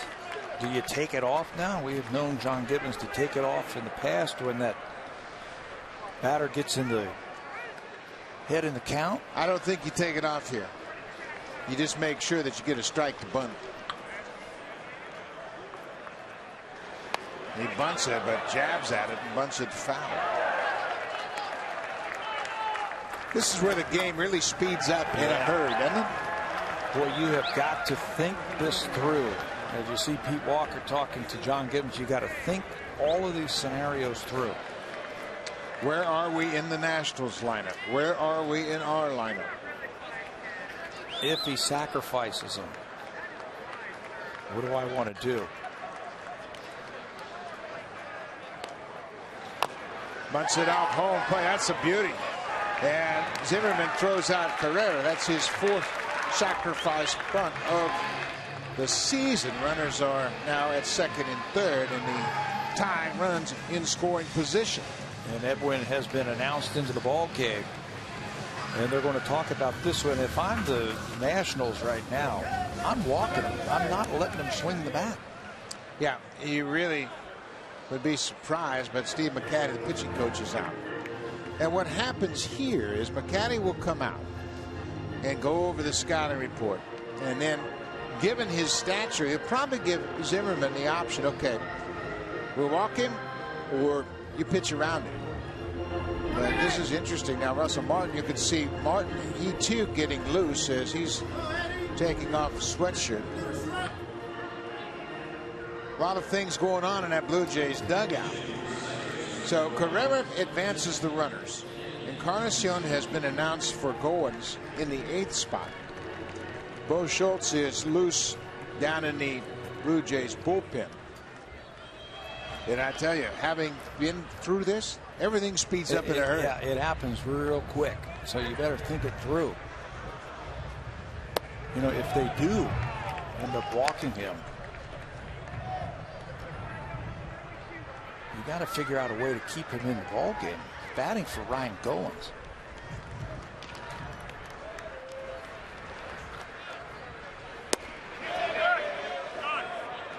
No swing down at first base is Brian Knight.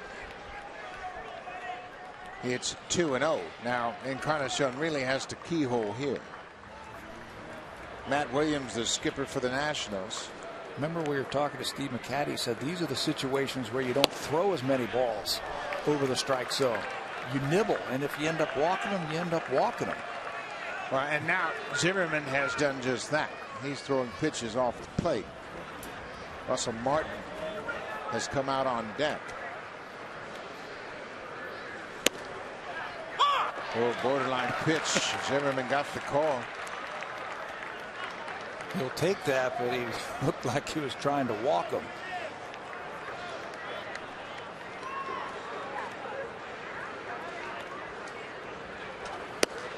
There's ball 4. That's what you expected from Zimmerman. His first walk, it was a semi-intentional walk. So now Encarnacion is going to be taken out of the game in favor of the pinch runner, Munenori Kawasaki.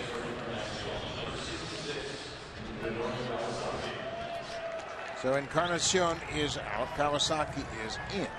Russell Martin has been announced as a pinch hitter for the pitcher, R.A. Dicky.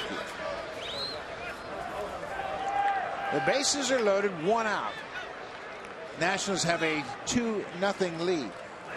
Martin goes after the first pitch and fouls it at home.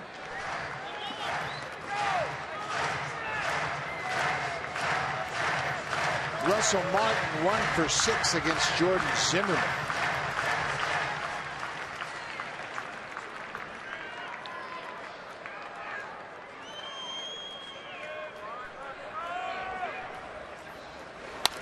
Ground ball. Second base, Espinosa. Desmond, double play. So the Blue Jays strand a pair. They use 3 players here in the 7th and can't cash in. Nationals still lead it 2-0.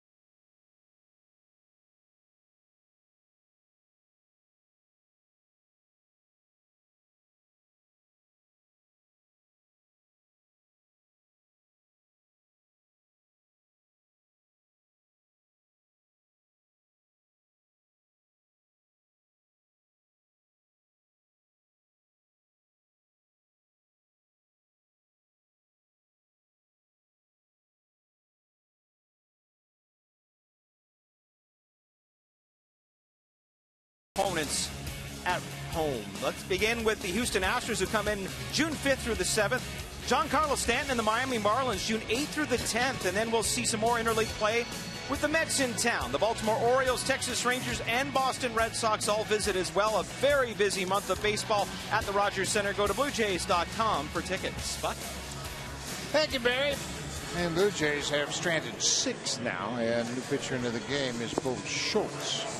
There are his numbers. At AAA, he was just called up a few days ago by the Blue Jays for some reinforcement into that bullpen. 16 games in Buffalo.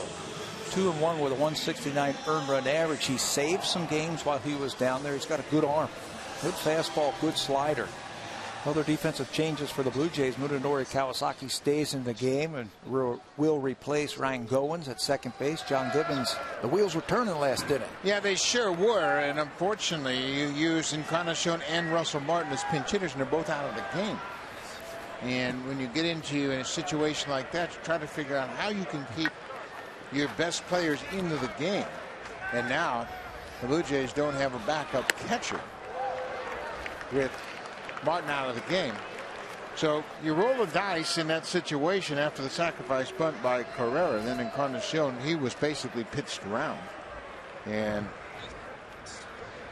you get Russell Martin up, and unfortunately Martin grounds into a double play. Escobar behind a 1-2. 97 with that fastball. Schultz showed that in spring training. Came very close to making the ball club out of spring training. He's had a good arm. Escobar has reached base all 3 times he's come to the plate this afternoon.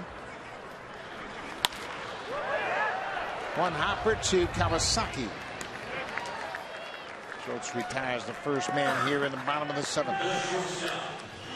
So R.A. Dicky certainly pitched well enough to win here this afternoon. Blue Jays have been shut out. Dicky goes 6 innings, scatters 8 hits. The Nationals stranded a base runner in each of those 6 innings, and R.A. was able to pick up 6 strikeouts. That helped him strand those base runners. But he pitched around back-to-back base hits in the first to keep the Nationals off the board. There goes a first pitch swing by Ian Desmond, and Colabella is over. Now it's time for the drive of the game. It's presented by Acura. Luxury begins with the new 8-speed dual clutch 2016 Acura ILX. Catch it if you can. The Nationals got a couple of runners on, sacrificed them, and their best hitter came to the plate. And our drive of the game is going to be this drive right back through the middle by Bryce Harper, the hottest hitter in the National League this year. For me, the most valuable player so far. 18 home runs, 43 RBIs. He drives in the game's first run with that single to center. 1-4-3 for Harper.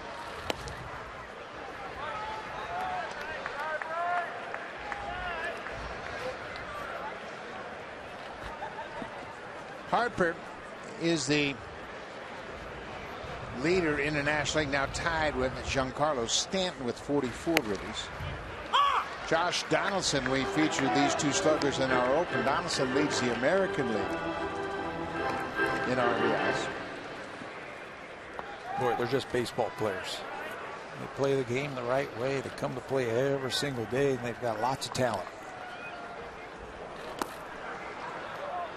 Harper was in junior college as a 17-year-old. He took his GED, graduated early from high school, went to junior college, and tore it up. He played in a unique junior college league that featured wood bats. 2-1 to Harper. And in that wood bat season, playing 66 games, he had 31 home runs and drove in 98 runs, all with a wooden bat as a 17-year-old.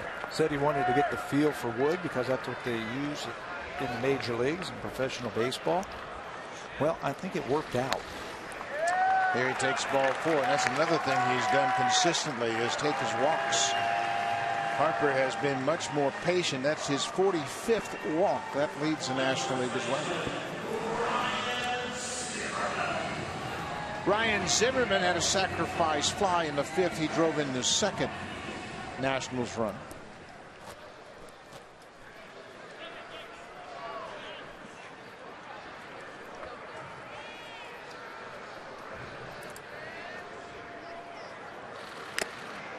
Goes after that first pitch. Nationals hitters really have to shift gears with Schultz into the game following R.A. Dicky. Got a real firm fastball. Yeah. We've seen 97 up there after the 78-mile-an-hour knuckleball. It's dancing all over the place. There goes Harper. Tolley's throw is not in time. Harper picks up his 3rd stolen base. You know, in an excellent time to run. Right there, you've got 2 outs. You're going to try and get yourself into scoring position. So your number 4 hitter can pick him up. Schultz with the leg kick and the delivery home, and Harper picks up the stolen base. Just a good time to run right there. Good gamble.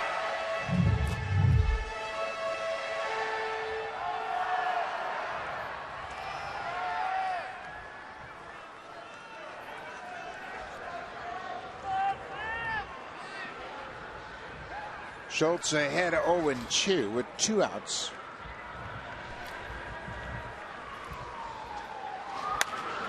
Well, he left a breaking ball inside, but Zimmerman fouls it into the seats. Yeah, wanted that ball away and got it back in. Zimmerman, you saw him in his last at bat, put together a fine at bat to drive in that second run on a sacrifice fly.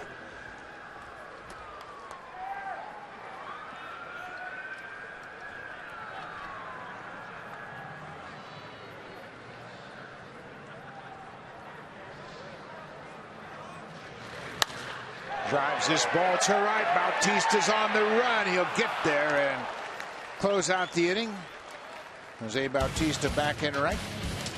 Well, the Blue Jays are down by 2, and they've got the big guys coming up. Top of the order, Jose Reyes, Josh Donaldson, and then Jose Bautista. 2-0 Nationals.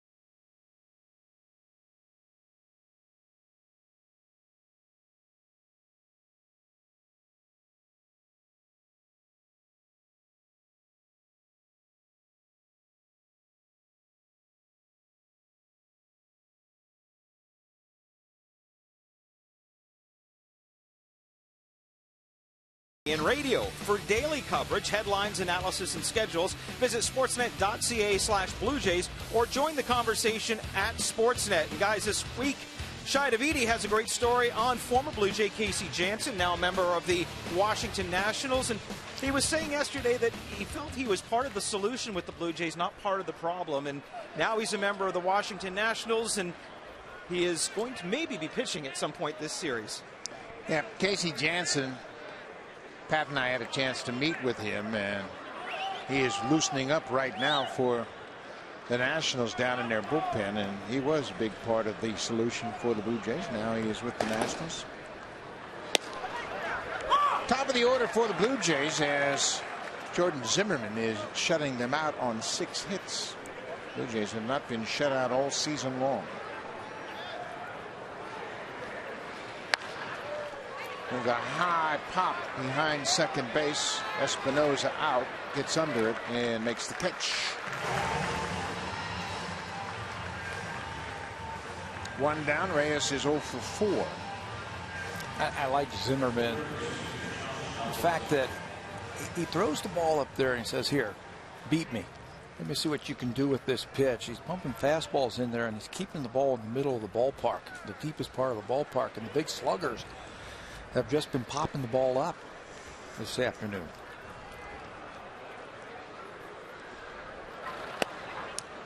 Donaldson takes a high strike. He thought it was upstairs, and here's a guy that loves the pitches up. Yeah, we've seen that over the last week or so, just driving the ball all over the ballpark on pitches that are up. Here's another one. Zimmerman has 5 career shutouts. His most recent shutout was the no-hitter he threw the last day of the regular season last year. And he was very thankful for the effort by Steven Souza Jr. that saved the no-hitter. He made a diving catch going away from the infield for the final out of the game to wrap up that no-hitter. Got to give up your body, don't you, when you're trying to get a no-no for your pitcher? What a play that was. Breaking ball downstairs. Very efficient effort by Zimmerman. 101 pitches now. He works with 1 out in the 8th. Donaldson hits it to right. Harper was deep. Now he circles back near the foul line and makes the catch. That's what I mean, like right there. Zimmerman says, "Okay, here, I'm going to pump that ball in there. I'm going to try and keep it to the bigger part of the ballpark. And if you're going to beat me, you're going to have to beat me there." Jose Bautista's got 1 for 3 and leadoff single in the 4th.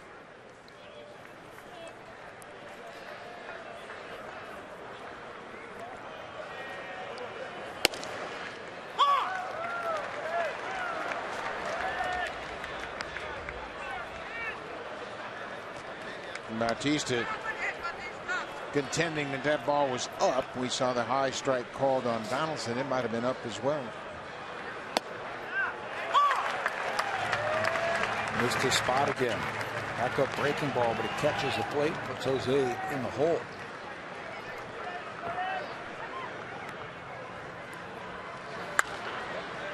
Popped up behind second. The shortstop Desmond takes charge, and Zimmerman retires at top of the order. 1, 2, 3. We'll go to the bottom of the 8th. The Nationals have a 2-0 lead. Now it's time for a Blue Jays Central update. Here's Jamie Campbell and Greg Zong.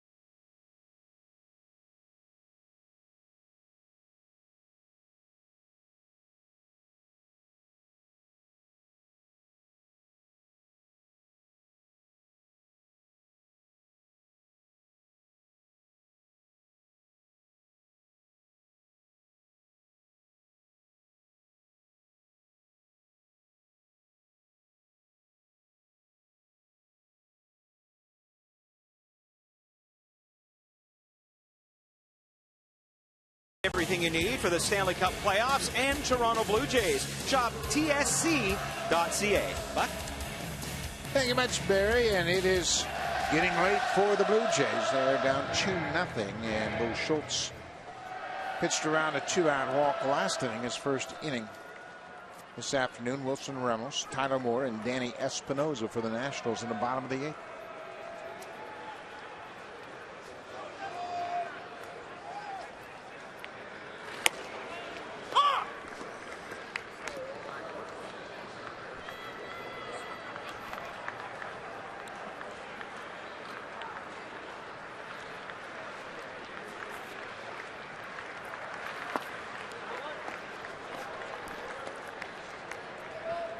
Bo Schultz is 29 years old. He was signed as a non-drafted free agent out of Northwestern University. There's a base hit for Ramos into center field. Carrera over to cut it off. He'll get it back in quickly. The Blue Jays at the start of play this afternoon find themselves 4 games out of first place. That's the ray of sunshine in an otherwise disappointing start. They're still in the hunt. You look at the entire division, only one team over 500 in the AL East, and it has certainly changed its profile the last couple of years. And what team is going to get hot? I think the first team that gets hot and then gets a lead will be able to sustain that lead. Look to the starting pitching. Tampa Bay's getting great starting pitching. The Yankees have been good in getting good relief pitching. It'll be the first team that gets hot. And all it takes is a week to 10 days. Yeah, it doesn't take long. You get a hot stretch, and all of a sudden you could catapult yourself right back to the top of the division. The Yankees get Tanaka back tomorrow. He'll make his first start coming off the disabled list.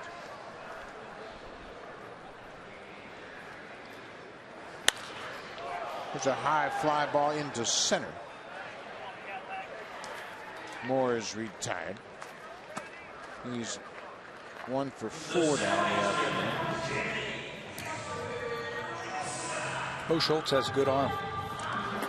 Again, he had a chance to make the team out of spring training and did not. Went down to Buffalo and pitched some good baseball for the Bisons. And here he is this afternoon pitching for the Blue Jays. Well, he's a guy that has started in the past, and as we mentioned, he's now 29 years old. Signed by Oakland originally and actually pitched in Vancouver in 2009. There's a liner to Kawasaki, and Ramos gets back safely at first. Kawasaki came into the ballgame as a pinch runner in the 7th.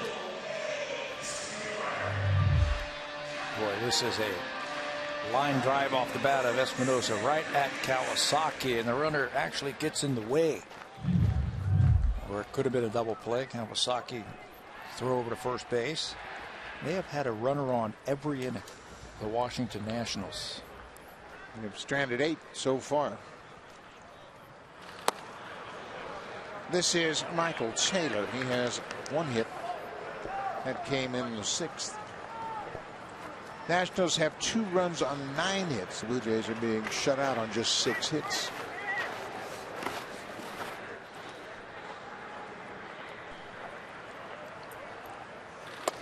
This is a split doubleheader. And when you looked at the pitching probables for this matchup, you figured it was going to be a tough day for the Blue Jays. Zimmerman and then Scherzer tonight. Hey, that's what's going to happen when you run into the Washington Nationals. You're going to run into good starting pitching.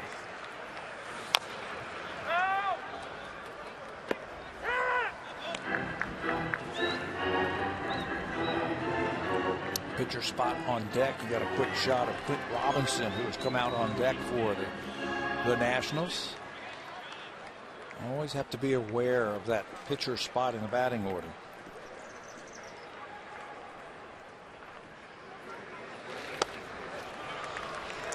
Taylor strikes out for the 3rd time this afternoon. That ends the 8th. The Blue Jays will bat in the top of the 9th, down by 2. Justin Smoke, Chris Colabello, and Josh Tully.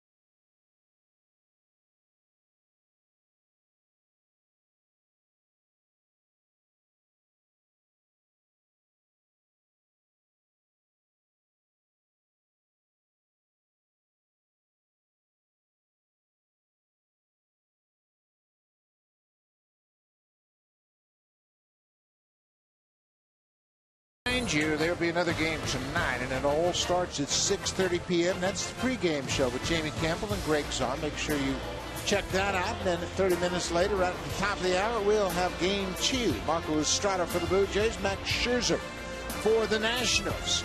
And the Blue Jays, they knew that they were going to have a tough assignment here this afternoon.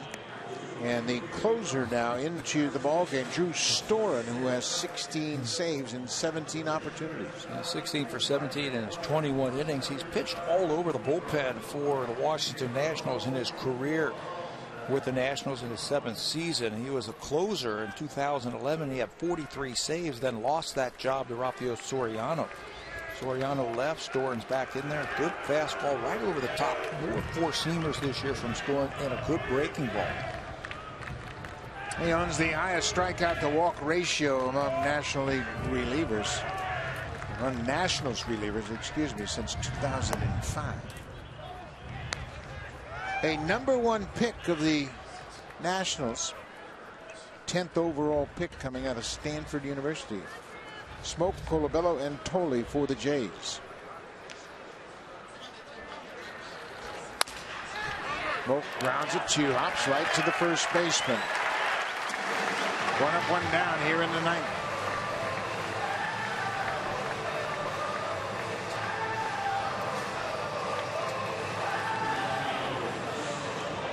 Storen now 27 years old. He was the 10th pick overall in 2009, the same draft where the Nationals took Steven Strasburg 1st overall. So you talk about getting 2 impact players in the first 10 picks of the draft. That's what the Nationals did. And you say, well, how did they end up getting 2 picks in the top 10? The year before, they did not sign their #1 pick. So they got the extra pick in 2010 as Ramos takes that foul tip off the bat of Colabello. There are some weak spots in that catcher's equipment where they put the joints together, and you watch where that hit right into the top of that shin guard. And hit him on that right thigh. And he's trying to walk off the impact of that. Move around, see if he can't overcome that. But obviously you need to have those shin guards flexible so you can crouch down. And there are some weak spots when you flex your knees. Colabello 1 for 3. He has one of the 6 Blue Jay hits.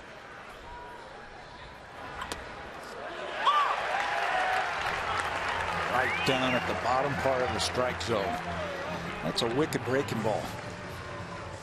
We mentioned that the Blue Jays were going to see some top-notch closers on this trip. Saw Glenn Perkins pick up his 19th in Minnesota. Now Storen looking for his 17th.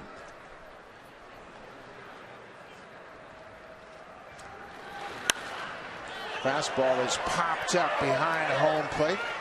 Ramos will watch it sail a couple of rows back over the screen, out of play.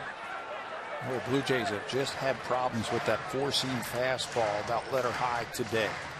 A lot of pop-ups and a lot of fly balls into the outfield. That time 0-2, and Colabello just couldn't get on top of that one either. Jordan Zimmerman looking for his 5th win against 2 losses. This is his 11th start. Storen, as we mentioned, leads the National League with 16 saves. 0-2 to Colabello.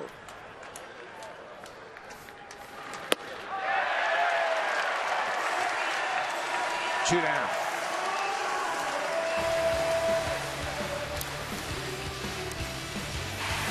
Save during Canada's Color Expert Sale. Only at Home Hardware and Building Center locations. Homeowners helping homeowners with expert advice.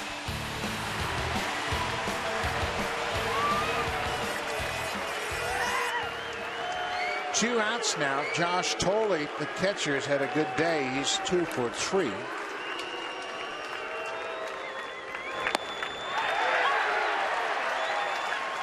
Well, the Nationals pitchers, Zimmerman and Storen, have been pounding that strike zone all afternoon. Getting ahead, making life a little bit easier on them. Josh was taken all the way. Blue Jays need to get that tying run to the plate. It's that hard slider in the dirt. Tolley's had success against Storen, just like he did against Zimmerman. He's 3 for 6 against the Nationals closer. That'll be a good feeling for him. He's seen some familiar faces and ones that he's had success against. He needs to get aboard.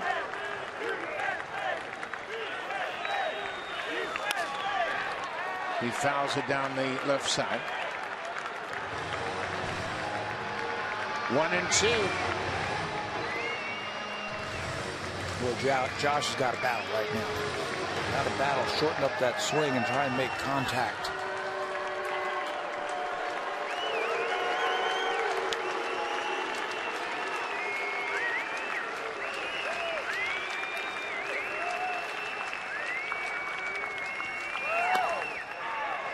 Storen has a bit of a hesitation in the middle of his delivery that can be unsettling for hitters.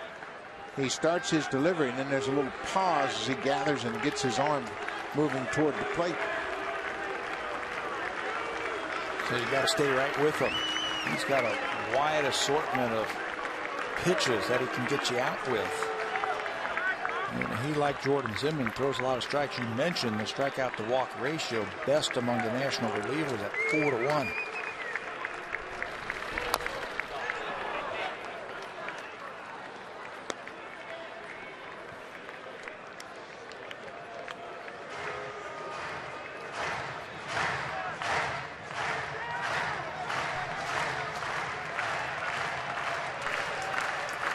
Ezequiel Carrera on deck. He has gone 1 for 2 with a sacrifice bunt.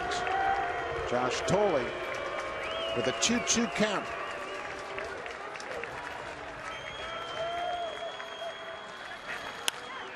Ground ball. Desmond. Ball game. Ian Desmond throws out Josh Tolley. Drew Storen retires the side in order in the 9th, and the Nationals shut out the Blue Jays for the first time this season, 2-0. Well, you're going to be running into some good pitching. You ran into a good one in Jordan Zimmerman. He throws 8 shutout innings, and then Storen, and then in game 2 you get Max Scherzer. So the Blue Jay bats have been carrying them all season long. This afternoon they're in tough against the Washington Nationals. Jordan Zimmerman picks up his 5th win of the season. Storen his save number 17. We'll be right back.